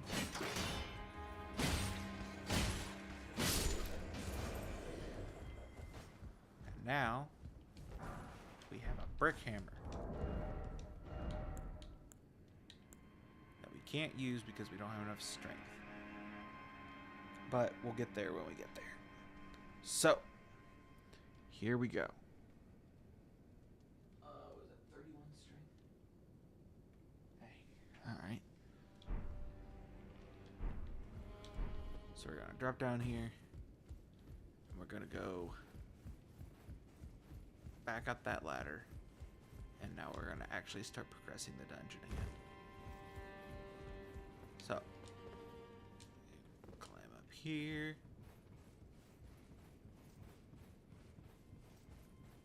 Welcome everyone to the stream. Hope you all are doing well. Feel free to like the stream if you're enjoying yourself. Subscribe if you want to support us. And feel free to once subscribed, talk with us in the chat. All the YouTube stuff. All right. So now we're gonna head up these stairs here. There's gonna be a banished knight. Right there. We are gonna run up the stairs past him. We are not gonna try to fight him because he's a tough cookie. We're gonna run in here, this room here to the left, and grab a grace. We're gonna rest at said grace. See if we can level up. We cannot. So now we're gonna have to. Alright. I'm not sure I won't do the shortcut right off the bat. So now we have to deal with these birds again. Now, remember when I said those throwing daggers would come in handy? Well, they're about to come in handy. Because those birds are standing... what is the Twitch channel's name? The Twitch channel's name is Felraus, FELRAUS_plays. We do not have a Twitch dedicated to this channel yet. We're using the co-owners Twitch right now. So we're going to use... these birds are on explosive barrels. And they will throw them at you. But if we hit it with a throwing dagger, it breaks the barrel.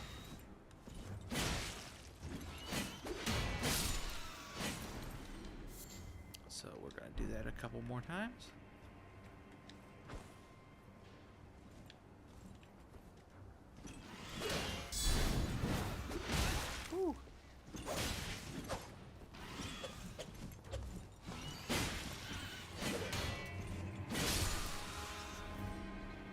Then there's one tucked up over there in the tree. So we're gonna throw another knife. There we go.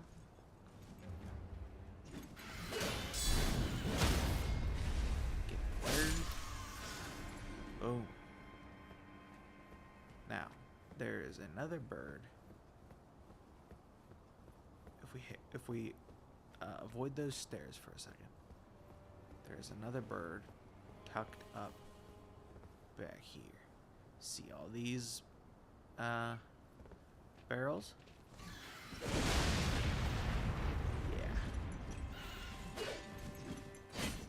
Really tries to blow you up with those. But as long as you know he's there, he can't. It's kind of hard to get caught off guard by them. So now we're gonna pick up the smithing stone too, because upgrade materials are always appreciated.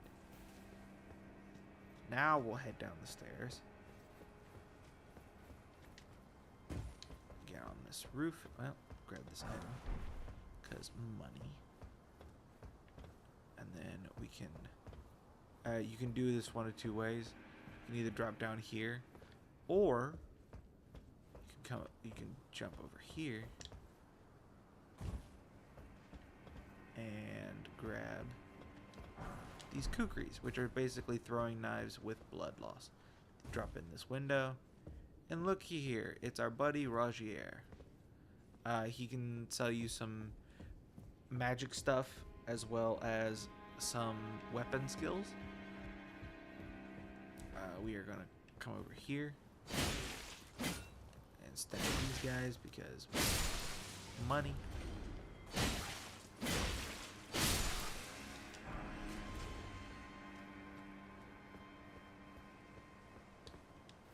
Shoot, wasted a throwing knife. I like the things in my pouch better. Alright, now there's gonna be a banished knight as well as a soldier.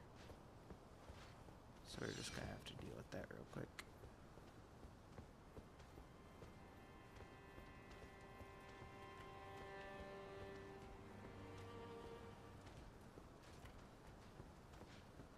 Oh my goodness. Got to get that skill. I keep forgetting.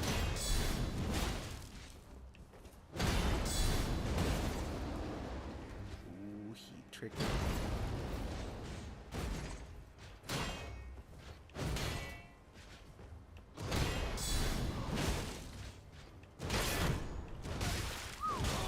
Oh, they do a lot of damage. Ah, he got me. It's okay. It's okay.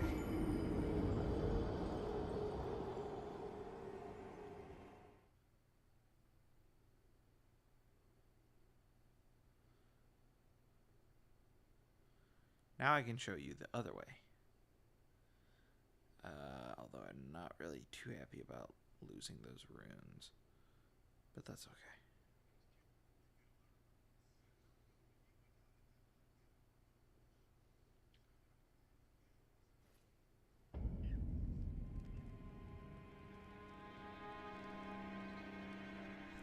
Alright, so now I'm going to show you the easier way of doing that. You can go through all that again and then fight those guys and work your way through here, but you can also run and jump onto this ledge right here, and then you can just drop. And now I'm gonna run and go grab my runes.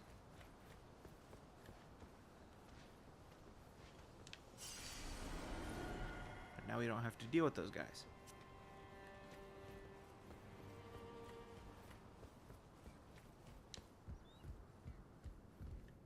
Alright. So now we can grab some more stuff. And there's going to be a dude here to our left.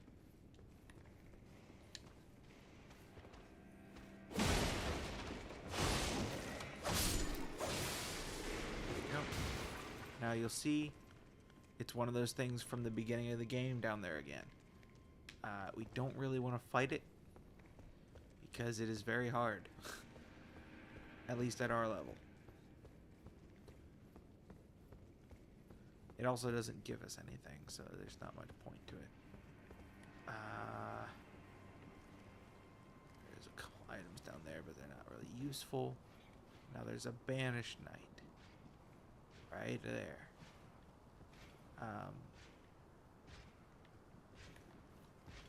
And I recommend you deal with him.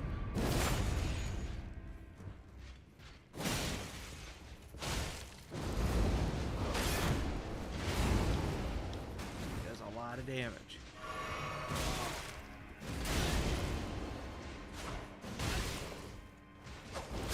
Oh my gosh, he didn't put up my shield. Why would not put up my shield?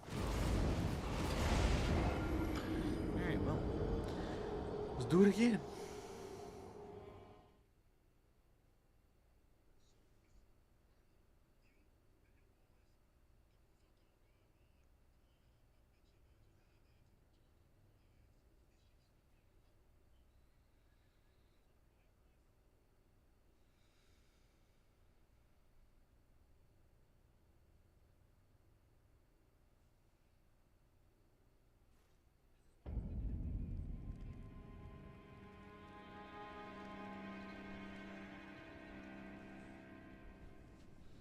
Alright, here we go. Let's try this again.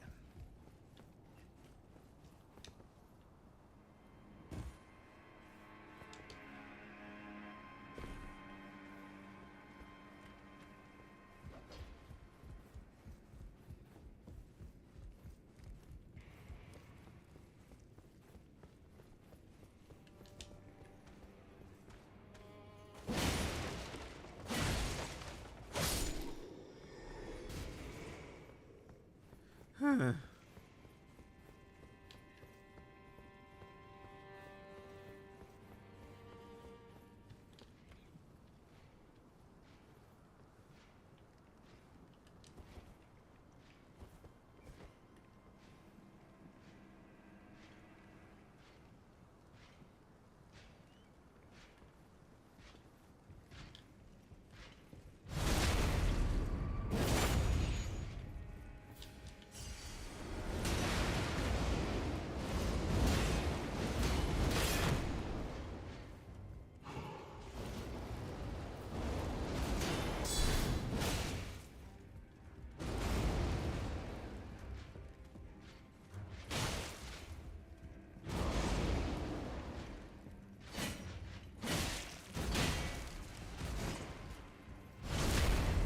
Boom.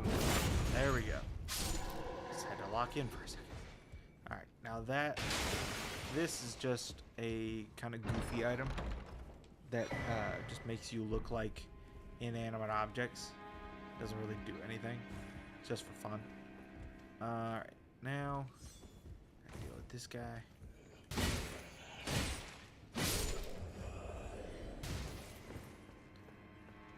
Grab this item. Exalted Flesh, that's a consumable that increases your physical damage for a little bit.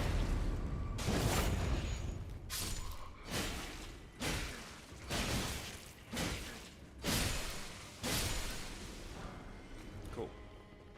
Now, there is an item that thing is guarding. Oh, forgot about you.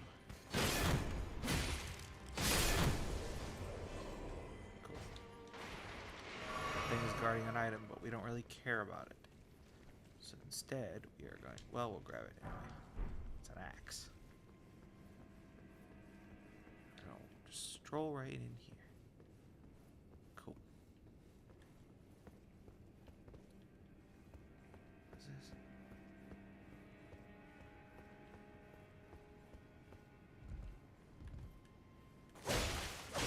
Looks like some arrows in here or something.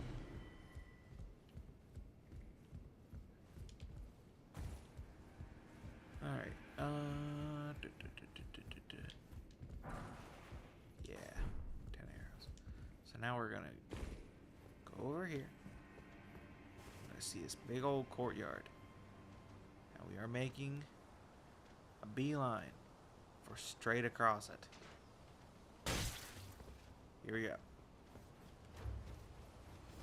There are a lot of enemies. Ignore them all. There's a big enemy. Ignore him too. And his dog. Because there's a grace right here.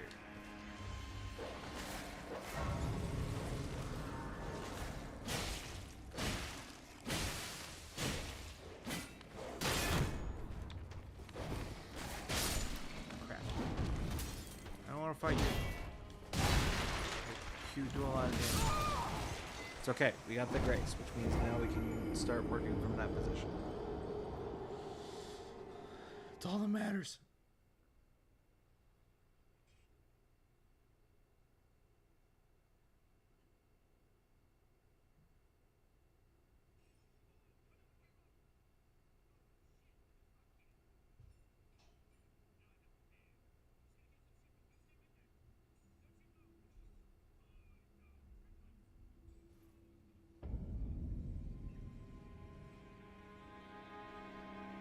Alright, so now we can pick up our runes and level up. So we don't permanently lose those runes.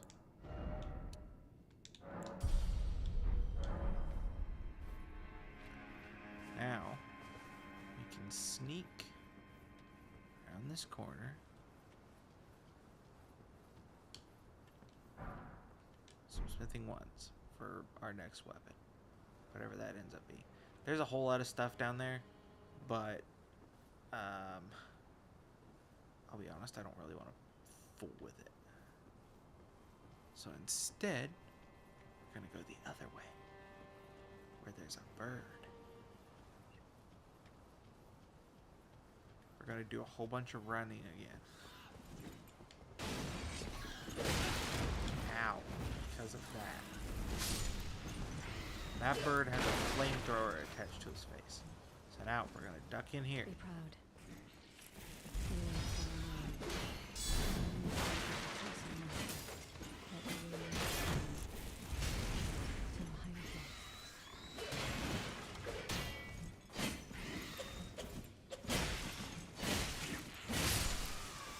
There.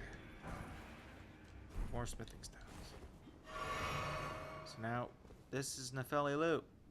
She's an NPC. If you talk to her, she will help you with the boss here. Oh, really? Good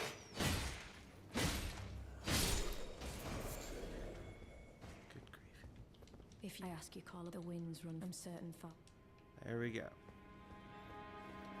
Now, you can see there's a gold seed over here. So we'll grab that. Then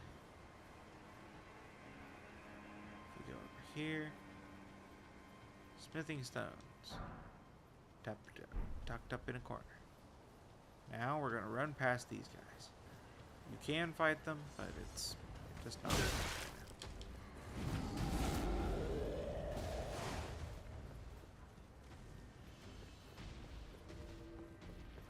Grace.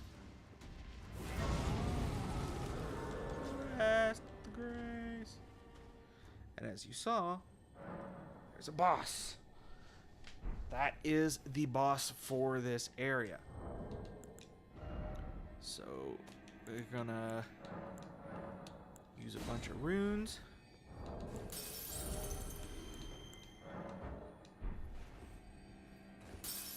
We're gonna level up. And then we're gonna go to round table. We're gonna upgrade our weapon. Because we got a few smithing twos. And more damage is more damage.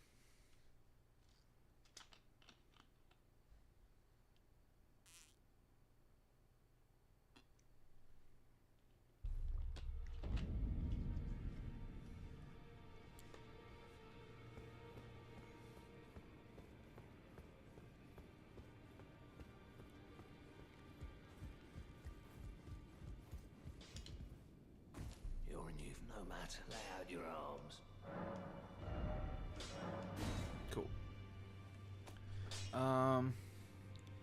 I also said we were going to use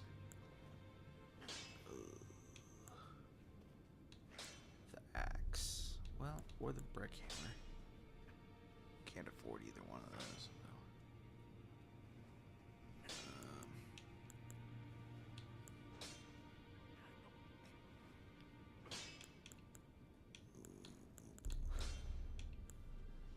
I can wield the Highland axe.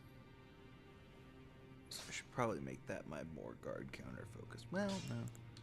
The brick hammer is so good. We'll save up for the brick hammer. So now we'll go back. Whew. And we will go fight the ruler of this castle.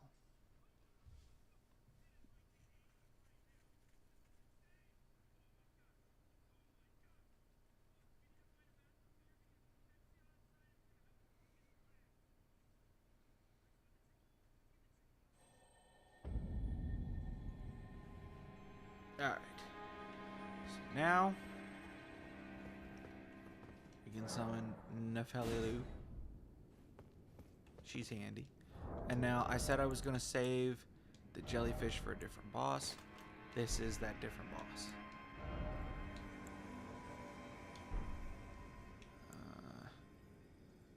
Wish I had another good talisman for this.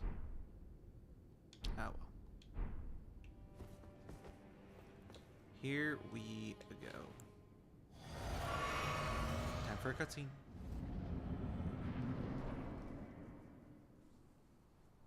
It's boss time!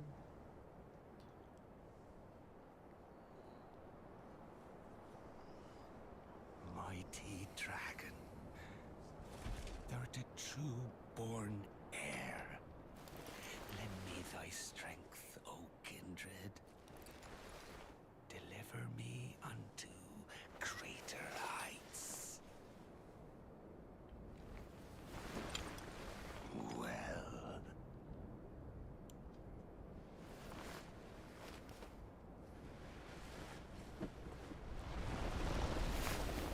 Alone tarnished. Playing as a lord. I command thee now. I am the lord of all that is golden. Alrighty. Godric the Grafted. Here we go.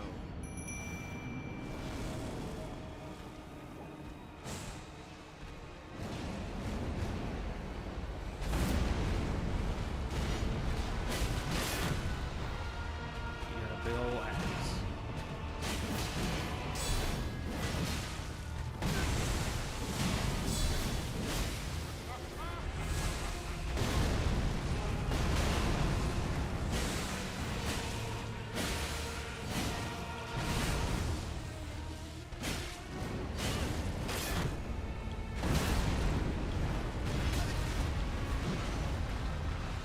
There's a lot of damage, so you have to be careful. But his moves are also really slow, so for the most part, you should not have to worry about getting him to die.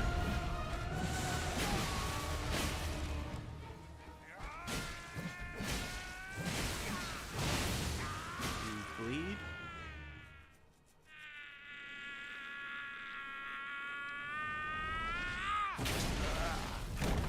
You may be wondering, why the heck would you cut your own arm off?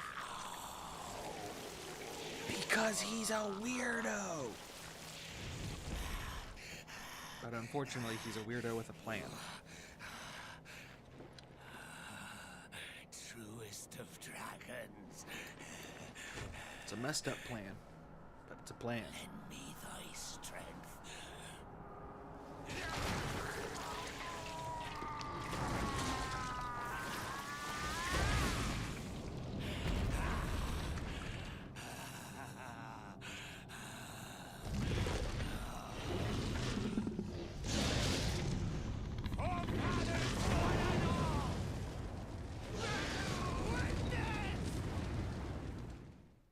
Alright, now this first move here, you're just going to want to run straight at the boss.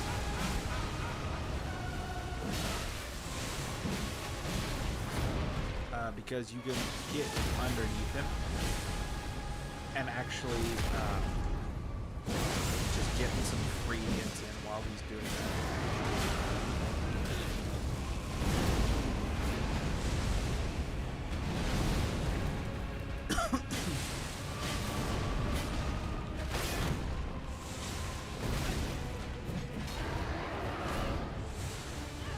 Watch out for that grab attack because and unfortunately, he isn't immune to damage while in that grab attack animation. So if he grabs like your spirit or something, there's no point in trying to attack.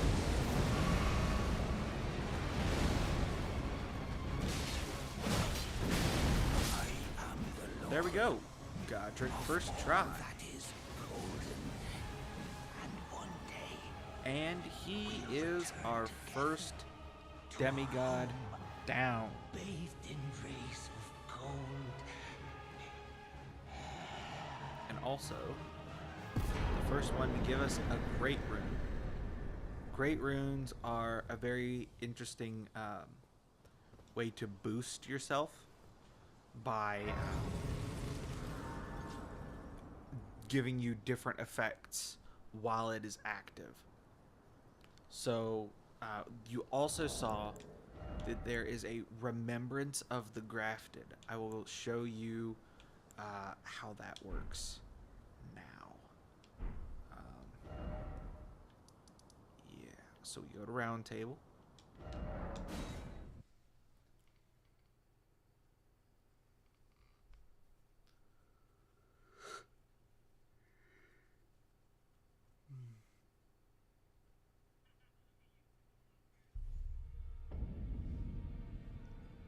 Alright. Once here, now this door is open. Gonna see these creepy two fingers. They're important. But then you'll also see this creepy old lady, who's even more important. We're gonna fast forward through all her dialogue again. If you want to hear it, definitely hear it on your own playthrough. So now, if we can take that remembrance and use it to get ourselves weapons from that boss. Now, good grief.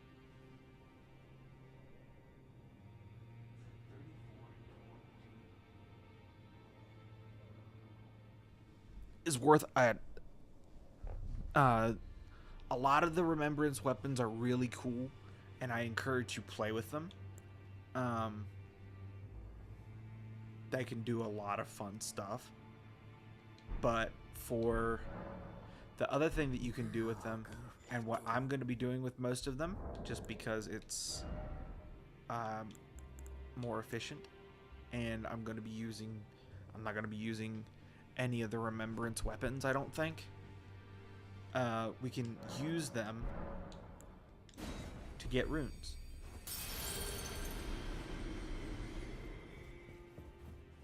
So now we can level up again.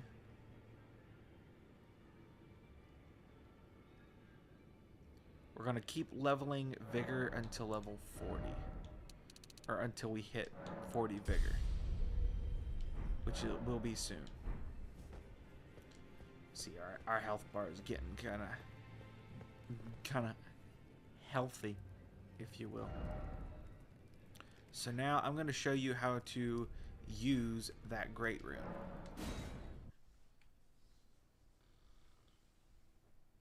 And I'm also going to show you how to get past the main gate without getting turned into Swiss cheese by those ballistas.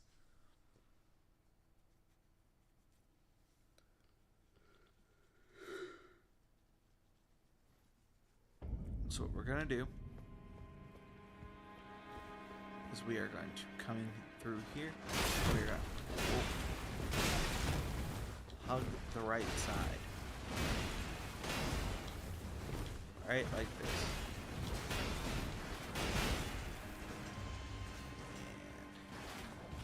And keep sprinting. We're gonna come over here. We're gonna go up this little bit of stairs. There's gonna be a crazy lion thing with a blade attached to its arm. Not gonna worry about it. We're just gonna run. It won't come past this point. And then we can run up these stairs. Get another talisman, which is always nice. I think there might be a guy here. No, there's not a guy here. That's the other one. That one reduces lightning damage taken. So now we're gonna deal with some golems. You fight these guys exactly the same way that you fight the trolls, like the guy in the church. You just smack him in the ankles until he staggers. Then instead of the face, you come up to the chest and you attack him and do a buttload of damage.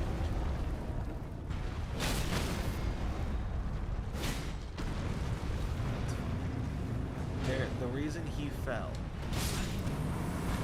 was one, because his buddy came over here and started crap, but also because what you don't see is there's an archer down there. And if you line yourself up,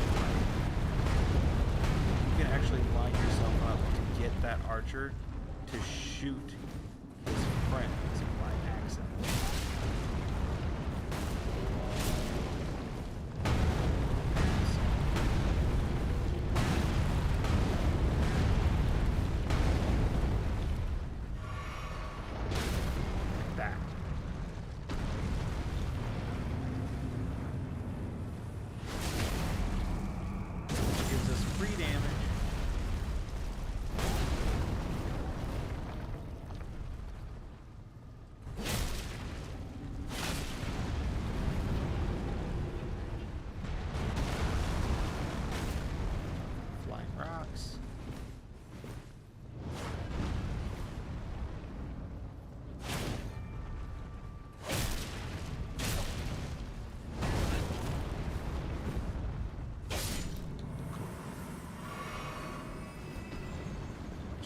Arrows.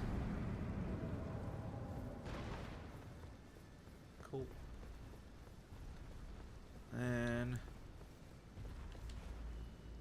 just try to keep something between yourself and him. Like these pillars. Now, once you get up and under him, he can't shoot you anymore.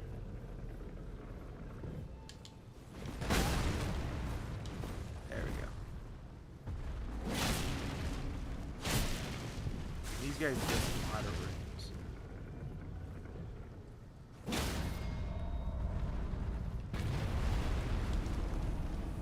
Oh, really? What the heck?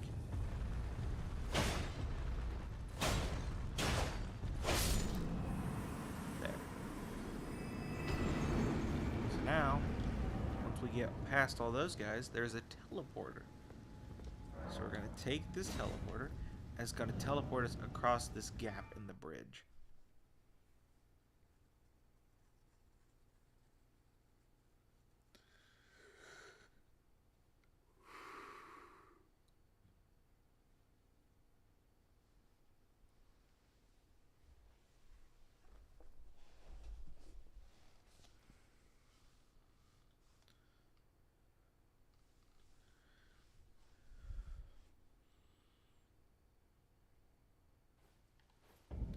Which will then allow us to go into this giant tower here.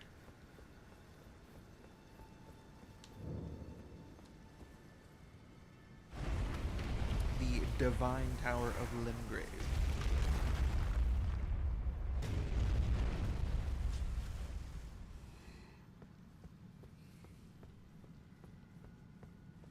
Now we're going to ride this lift up.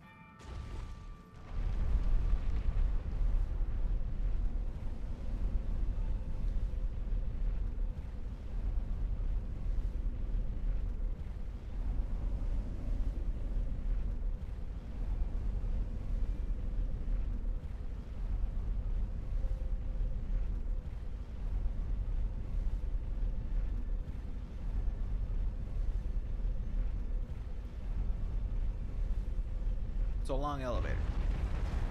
So now, you're going to grab this Grace. We're going to go ahead and rest at it because we can. And we might have enough for a level up. We do. And now, we're going to grab ourselves our first Great Rune. And honestly, the second best Great Rune. So now they restore the power of the Great Rune. Boom. So now we can head back down here to the Grace.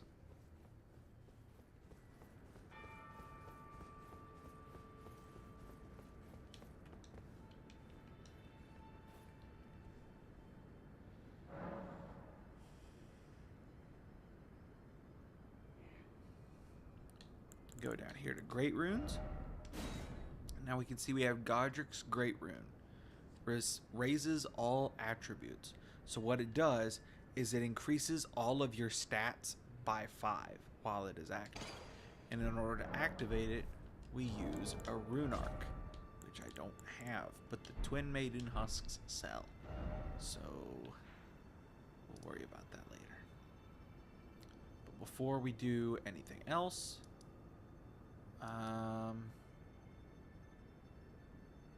let's go ahead and go back here, and I will show you how to get the next Grace for the next area.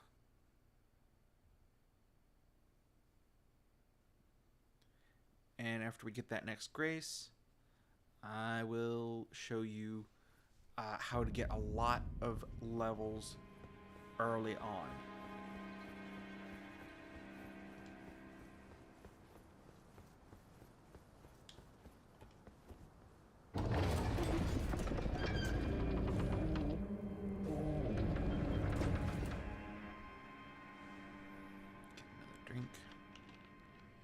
Important to stay hydrated.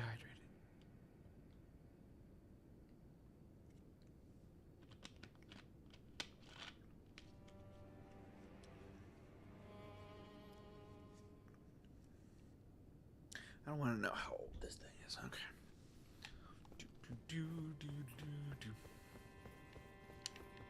Alright, now I can never remember which is the right way to go here. Holy cow, I actually remembered this time. Down through here. Over here.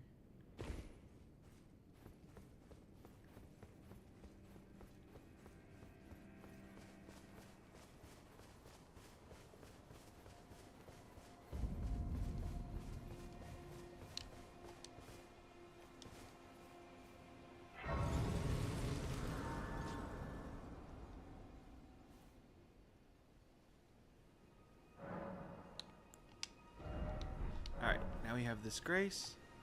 So now I'm going to show you how to go get those early game levels. We're going to go back here to the shack.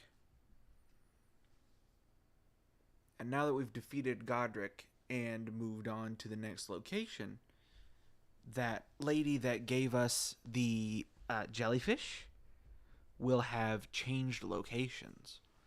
And she leaves something very nice behind when she leaves this place.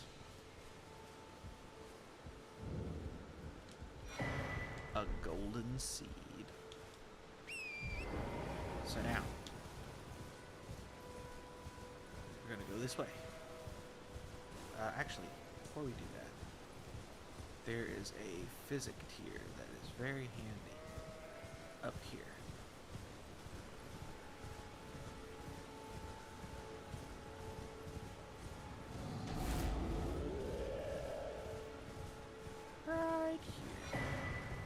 this gives us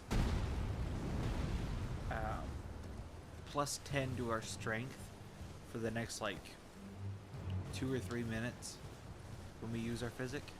It's very nice.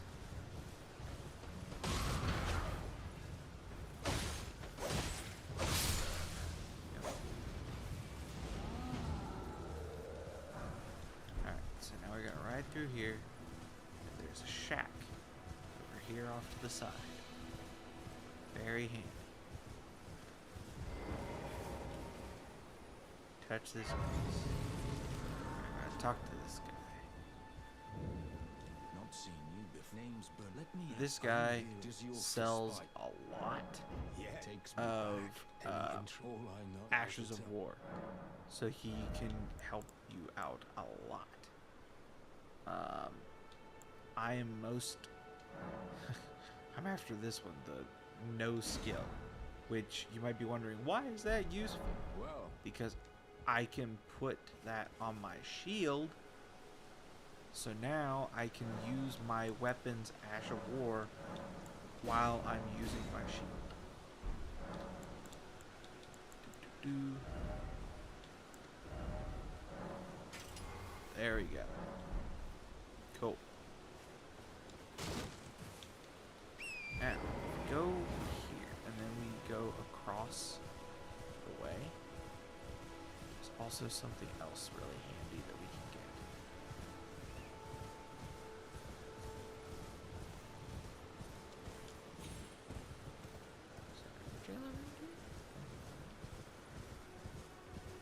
Alright, you see that knight?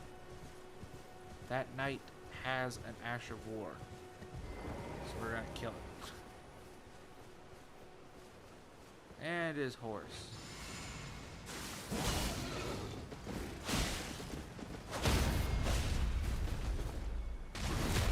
There we go.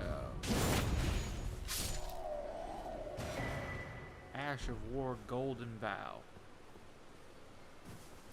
So now, Golden Vow increases your damage dealt and reduces your damage taken by like 10% for a minute. Minute and a half, something like that. So we can put that on like a dagger and use that to buff ourselves before a fight. And now we're gonna head on this way and meet one of the best NPCs in the game. My personal favorite. hello? Can you hear me? Help me. I'm stuck. Hello? Oh, I at these. My thanks. Just give and I'll pop. Don't dally. Give it your all, So after you talk to him, he's going to tell you to help him out by knocking him out of the hole. So you're just going to come up behind him and hit him a few times in the back. Oh, that's... well, Then you can keep talking to him, once and he'll tell you who he is and where he's going, what he's all about. I love that NPC's quest line. He is probably my favorite NPC in the franchise. So now that we've done that, we're going to grab this grace, and then we're going to run across this bridge.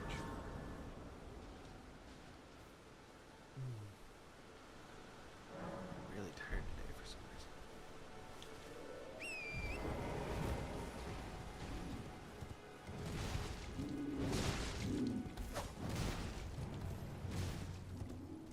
Grab this here, because smithing stone's good. I can't remember what this guy sells. He sell something good? oh, gee. You might... Are you here as a customer? Smithing stones, crackpot, poison arrows, short sword.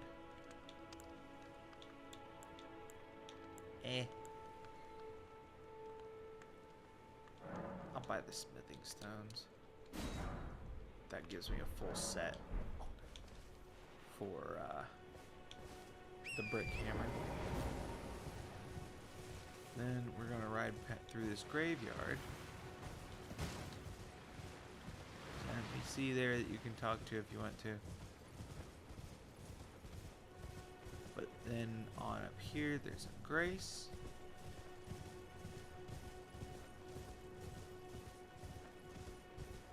And access to some pretty good stuff. So we're gonna kill this boss right here, which is a fun one. It's called a Tibia Mariner. He's gonna run around in his little boat. He's gonna summon undead allies and teleport around like a coward.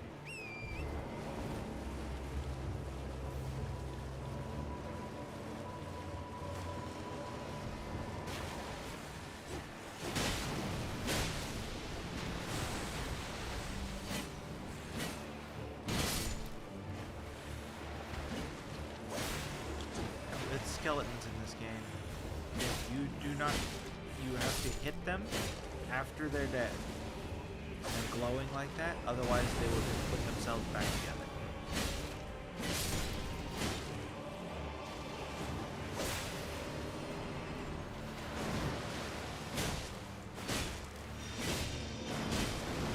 Watch out for that move. Big AoE. Does a lot of damage. It's like the only move that he has that's like worth being scared of. He's gonna try to summon more. Oh, stupid fuck.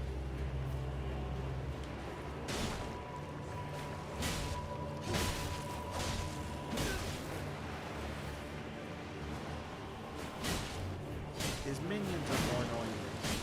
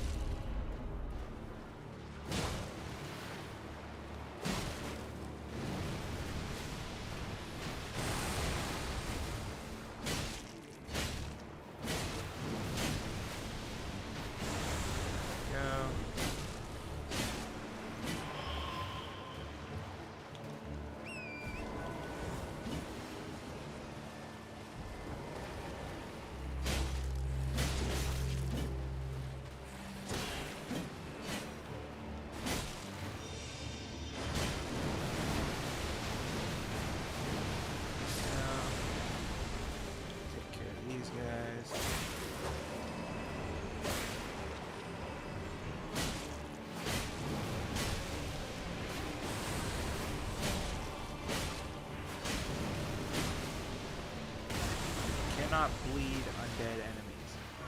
So the blood buildup that we have on this weapon is utterly useless against this guy.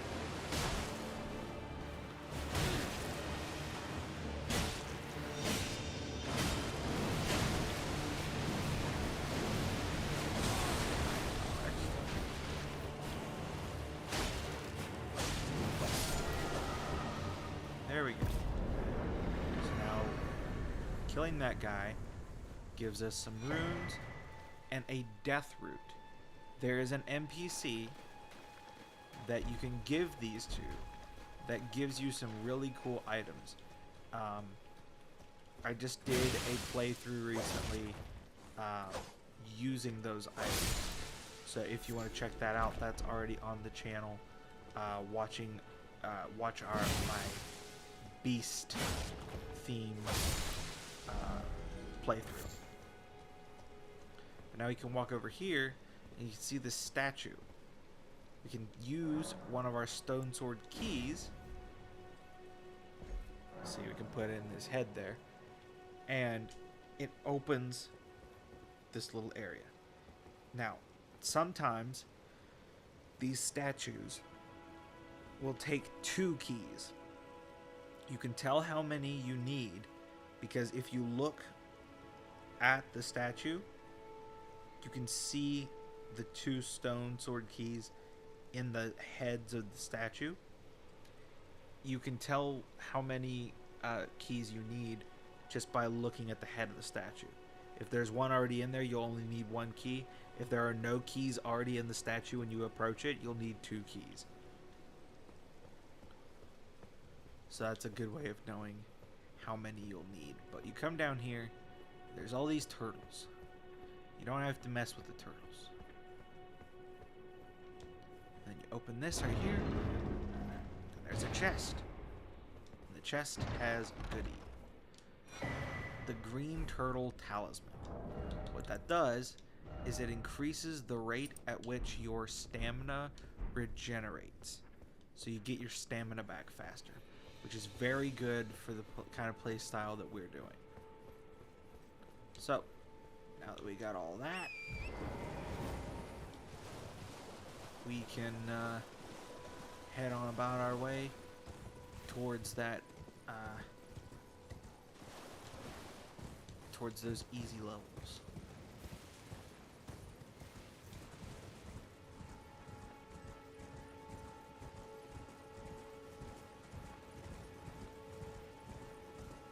Now I'm going to show you a different kind of boss fight that kind of introduces you to multiplayer, and that is called an NPC invader, which is basically NPCs that pretend like they're real players that invade you from another world. So if we come up to this church, and you'll know you're about to get invaded because you will get kicked off Torrent, which is the name of the horse. So we walk up here and see invaded by Anastasia Tarnished Eater. I don't know if that means she's a cannibal or what, but you just have to kill this invader and you will get stuff. Now if you're playing multiplayer and you get invaded, you get a very specific multiplayer item and some runes. That's it. But NPC invaders will give you other items, which you will see after I beat this lady. There we go. We get a Sacred Scorpion Charm. So what the Sacred Scorpion Charm does is it increases your holy damage dealt by 20%. But in exchange, you take an extra like 20% damage. So it's a bit of a trade-off. You get to do more damage at the risk of taking more damage. So we're going to go ahead and sit down, level up. Cool.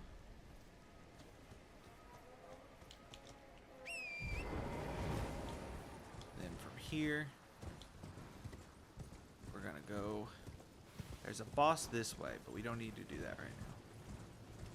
What we want to do is come over here and jump over this wall into the disease-ridden scarlet wilds of Caelid. I'm gonna grab this grace. I'm gonna grab this crafting material, and then we are gonna head along the path this way.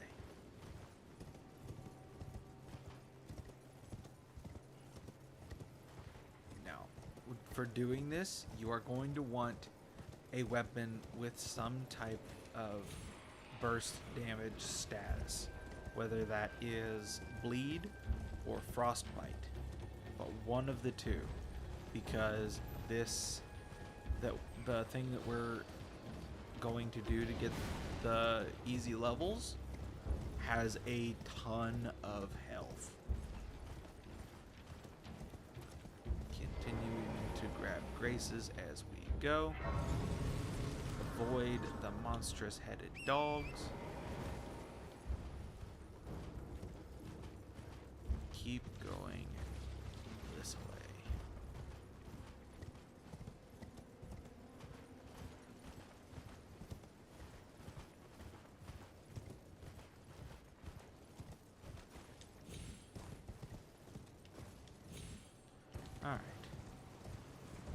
now, we're going to be able to grab another grace. Handy. Then we're going to be able to grab the map fragment for the area. Also handy. There's also a merchant up that way, which I don't even remember what he sells. Wonder if he's got a lantern. Actually, before we go to the easy levels, I'm gonna go up here and I'm gonna see what that merchant sells.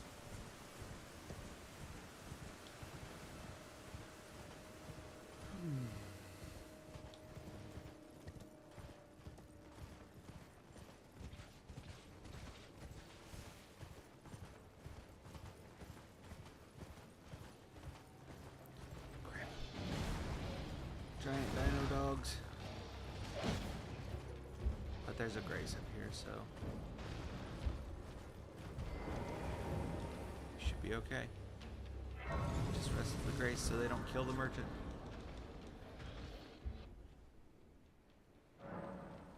Alright. So now you can see what this merchant has. Well, there's been an age since I've seen a customer. How can I help here at the end of the earth?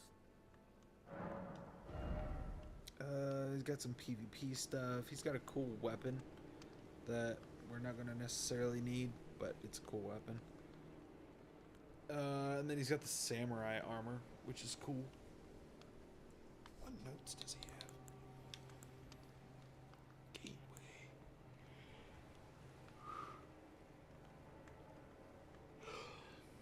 Hidden cave.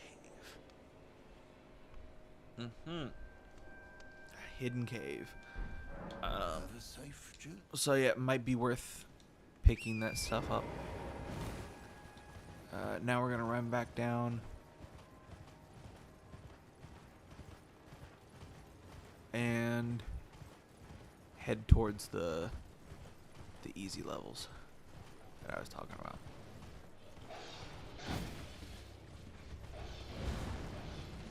Just be mindful of those dogs, because this is like supposed to be scaled up as a later game area, so these dogs do an absurd amount of damage.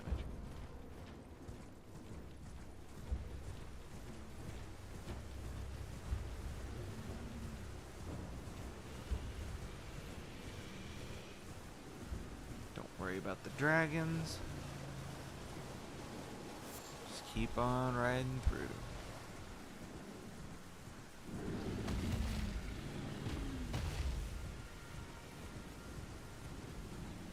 Ride up right past another dragon.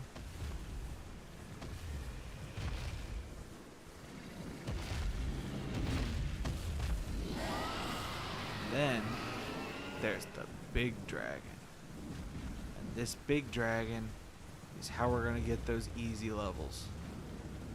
I'm going to show you how to do it. It's very simple. We're going to jump around. We're going to ride around.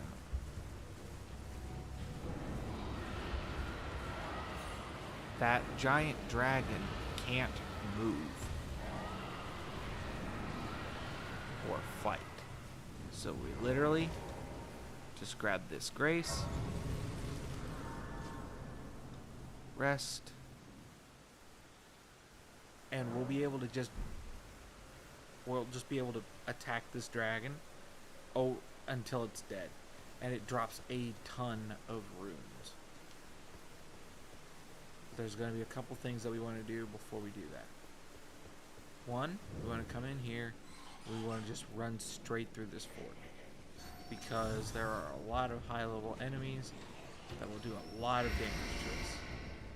Right up this ladder.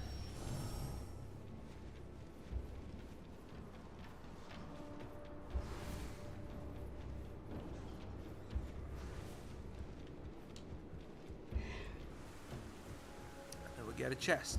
And now we have the other half of the Dectus medallion, which is very nice. Now we can jump down here and run around. Jump Down this hole. Come over here.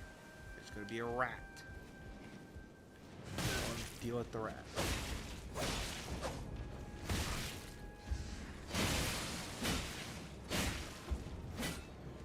Alright.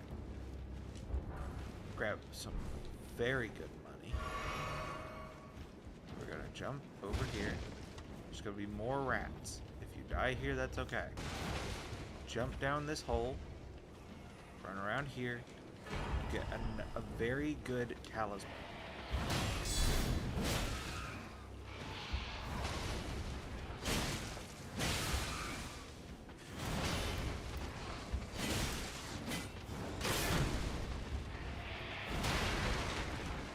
Again, it's okay if you die here.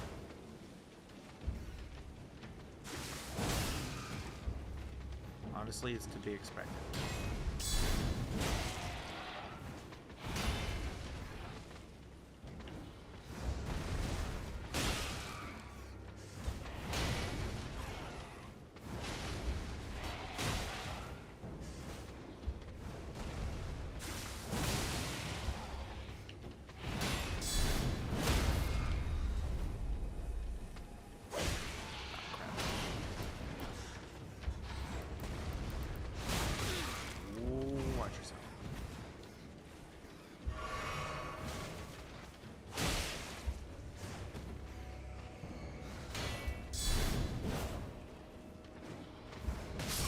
What the heck? Alright. Like I said, it's fine if you die there. All we cared about was the talisman, because what that talisman does is it increases all of your physically related stats by 5 at the cost of increasing damage taken. So you get 5 more vigor, 5 more endurance, 5 strength, 5 dexterity. All very good stats. And for early game like we are, that is huge. So we can put that on. Yeah.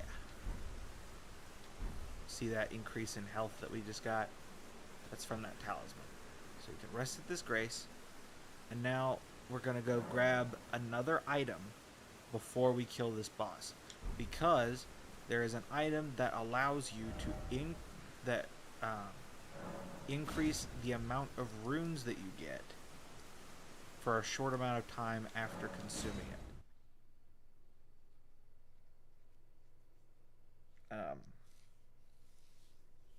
So yeah, we're gonna go do that real quick. We're gonna have to do another NPC invader as well as a boss beforehand, though, which is okay.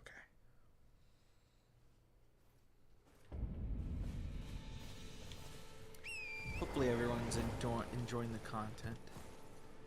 If you are, like, comment, subscribe, all the fun YouTube stuff.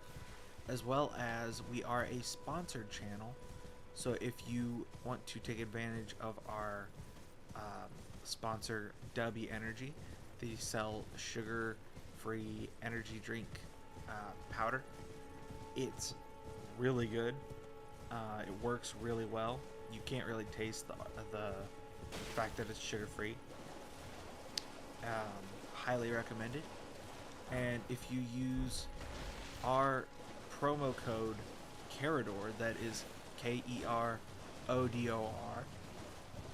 all caps, you will get 10% off your purchase at checkout, and we will get the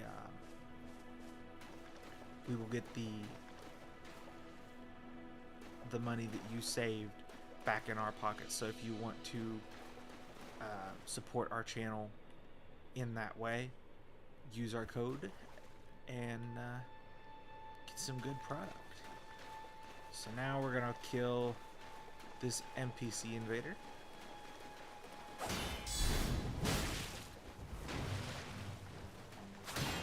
You have to be careful though, because he does use a bleed weapon. If it isn't, But there he goes. Easy as nothing.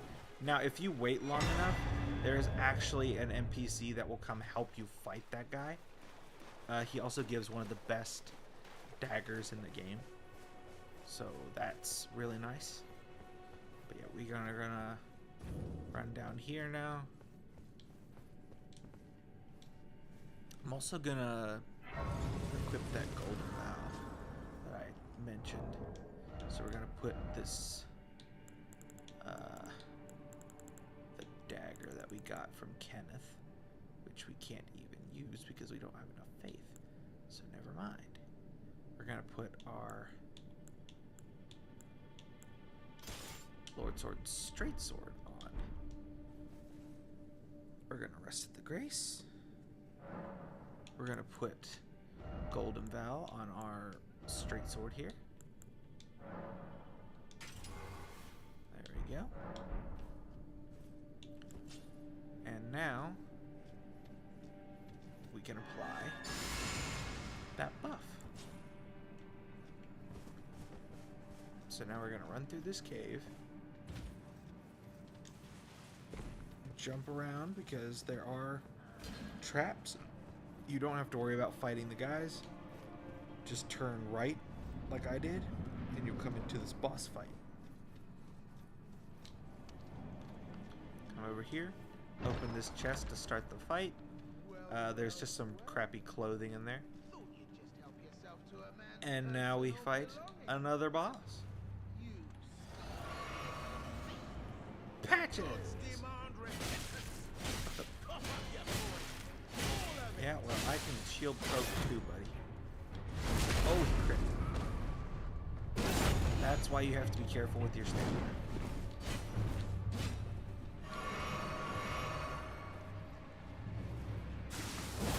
Wait, please. Now he will surrender, and you can let him live. Because he does have he will open a shop, and he has a quest line attached to him, but I don't really care about that for this run, so we're just gonna kill him and get all his goodies, including a +7 spear, which is a thrusting weapon. So if you don't want to use the Great Epee like I am, you can instead use this spear if you want to do a more dexterity approach. It comes at +7, so it saves you a lot of resources as far as smithing stones are concerned. It's definitely a viable option for an early game weapon.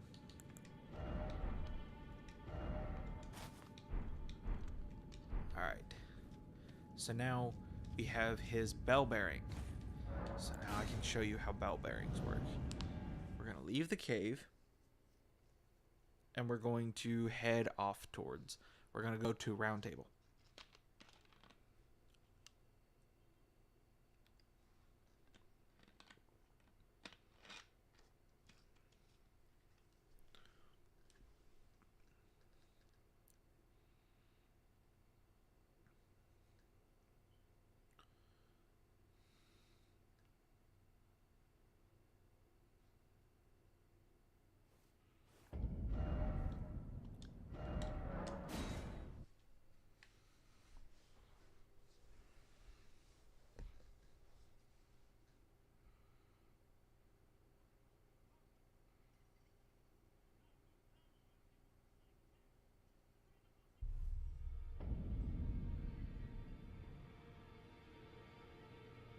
Alright. Now that we're back up here, oh, look who it is. It's Roderica. Greeting, my name is Rob. Isn't this the round table? She's going to say that she's looking for her purpose. Well, that purpose is to make us better. Or rather, our spirits better. So we can talk to the blacksmith and say, hey, what's up with that chick? He'll be like, hey, she's got a gift for upgrading your spirits. So then we'll say, cool. And we'll go back to her and tell her what the blacksmith thinks about it. I'm still You're telling I don't believe if I do, I suppose. And she's like, well, I'll ask him to teach me. Except she won't ask him. So we have to go ask him for her because she's shy. Back already. No matter. The girl. And say, hey, she wants you to teach her. Absurd.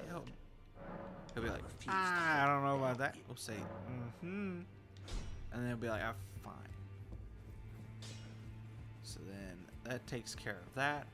Now we can go over to the Twin Maiden husks.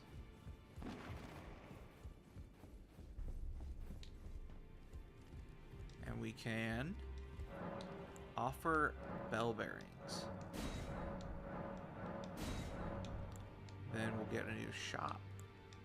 And we'll be able to buy the stuff that Patches would have sold us had we left him alive. So now we can buy... We'll buy this cookbook because this cookbook lets us craft these right here. Gold pickled fowl feet. They boost rune acquisition for a time. Basically, they let us get more runes when we kill stuff. So now that we have that in our possession, we can go back to Fort Feroth and kill the giant dragon. And that will give us a ton of runes.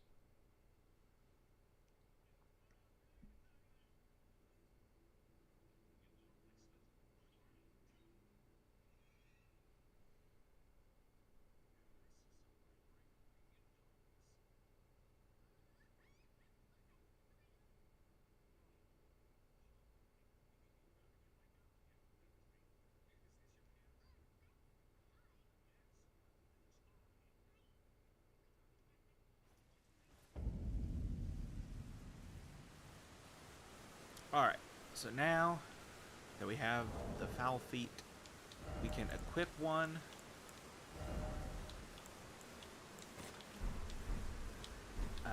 And you don't want to eat this until just before the boss dies, because it only lasts for a couple minutes, and this fighting this dragon is going to take more than a couple minutes.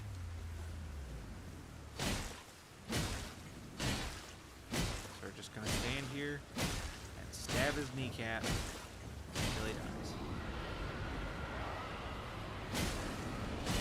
This is why we want bleed, because you see that, I don't know if you noticed right there, but in the top left corner where the health bar is, bleed procs do almost 14,000 damage to this guy. And considering our pokes do like 100 something, or correction, 63, 14k is a lot.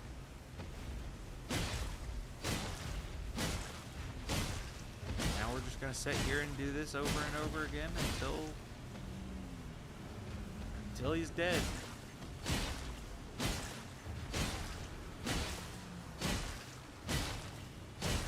And see, with bleed, he's already halfway. Without bleed, you wouldn't even be able to tell that we've done anything. Actually, let me drink my physics so that way I get some more stuff.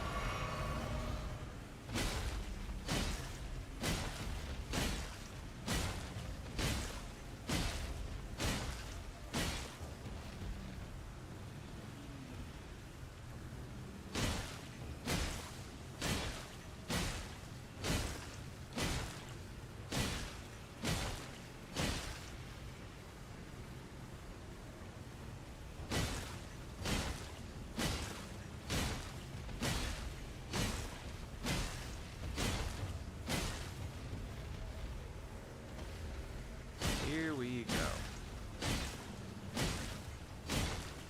Just keep poking. Eventually it will die.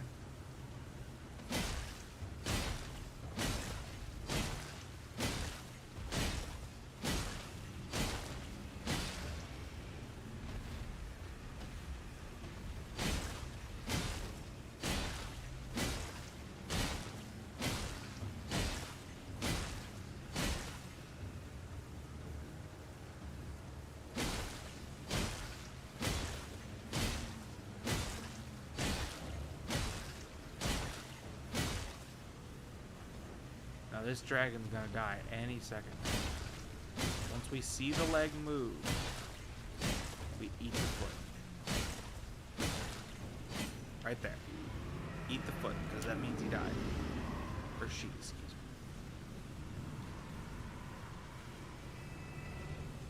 Now, get all the runes.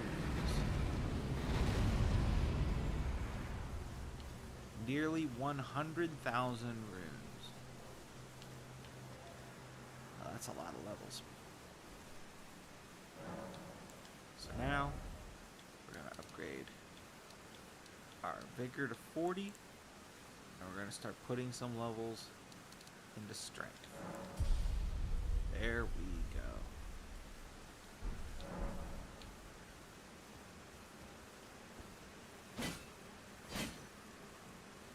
That is a chunky looking vigor bar right there.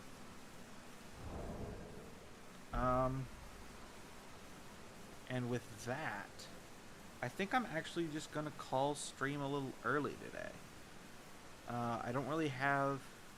I feel like this is a really good stopping place because we finished up with Godric and got ourselves some easy levels. So starting tomorrow, we can start working our way through Liurnia, and I'll probably end by going up the Dectus lift. So yeah, thank you all for watching. Hope you all have an amazing rest of your day, and I will catch you all... What? Why not?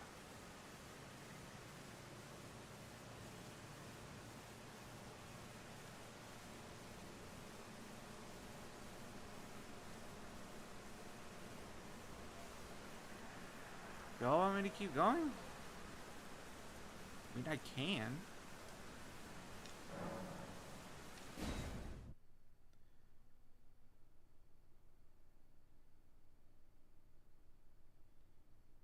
I don't know, I just figured that was a good stopping place. But I guess I can keep going.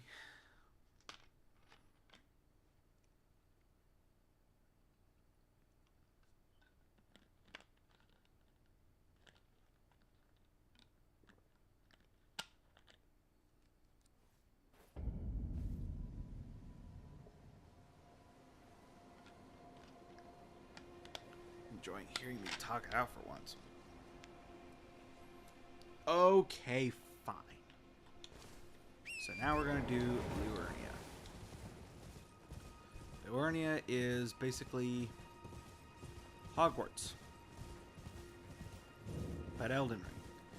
So we're going to jump into this church, grab a sacred tear. There's an NPC here that's all depressed and will ask you for money. Unless you're a mage, you don't really care about his questline. So I'm not going to worry about it. So now we're going to head down here. There actually is a sorcery that I'm going to need at some point, though. But that's not right now. We're going to ride through this camp. We're going to ride down here. And there's a merchant who sells one of the best items in the entire game.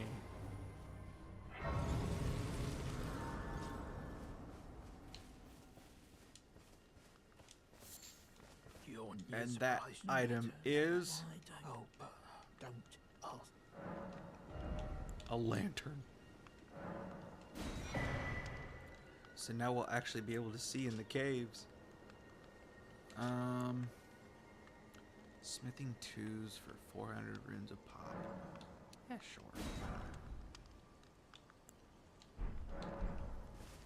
Now we're gonna rest at the Grace. Keep everything topped off. Oh, shoot. Use the sacred tear.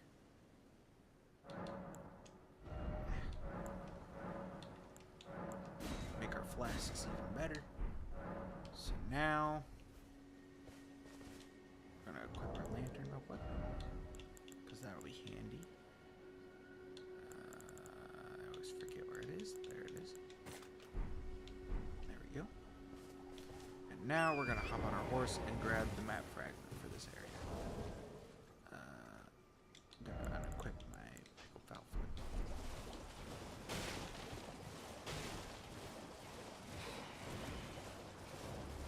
Alright. Now there's some uglies guarding the map.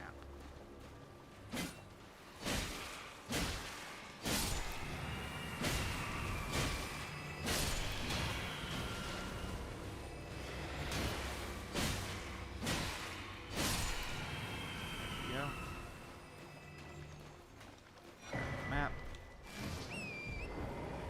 And then we'll go on ahead. Grab this grace here. Tuck ahead. There we go. Touch the grace. Don't get hit by the crazy man on the horse.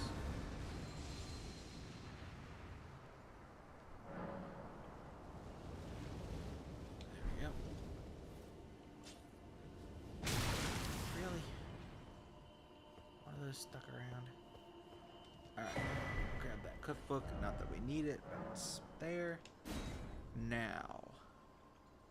I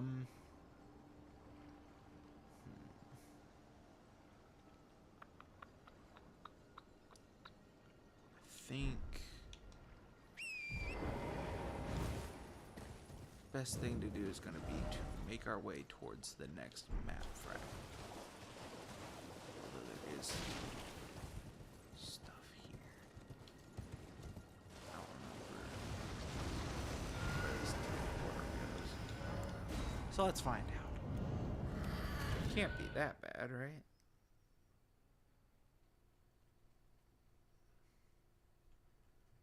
Now watch, it takes me to like Fair Missoula or something.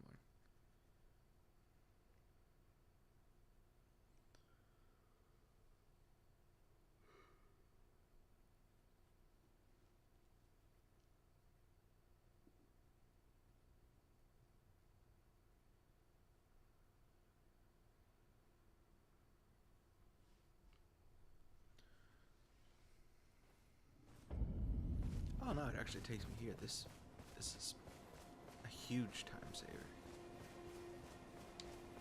Alright, we're gonna grab this grace. Now this is like the next big dungeon of the area. You're gonna see this magical seal on the door. Walk up to it, examine it. Cannot proceed without a glintstone key. Now what's this? A body with a map that says, "Meet me here and I'll give you a glintstone key." So now I'm going to show you a huge time saver. Normally you have to go all the way back down through this town and go through a bunch of enemies to get back to anything. But you can also get on your horse, come over here, and see that rock.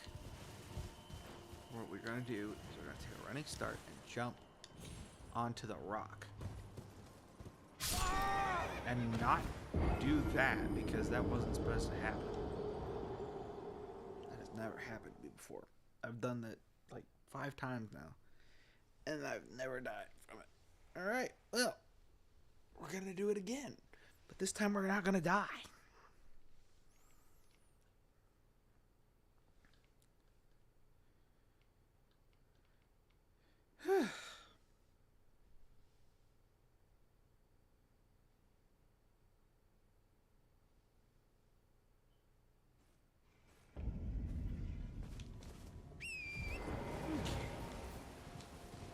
Let's try that again.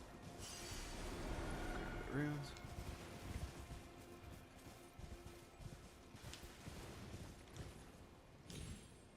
Nope. Whoa. Okay, there's also a rune back there that I didn't know about. My gosh. I don't know how I'm screwing this up. I've literally done this several times and not once have I died that. And now I'm just dying.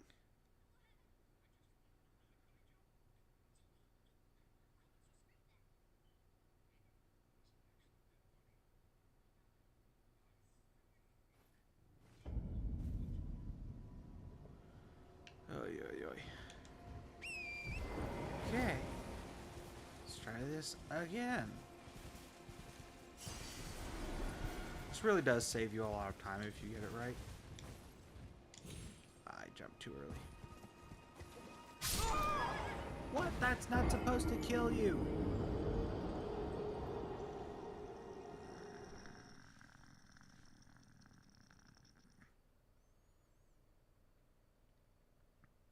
One more try.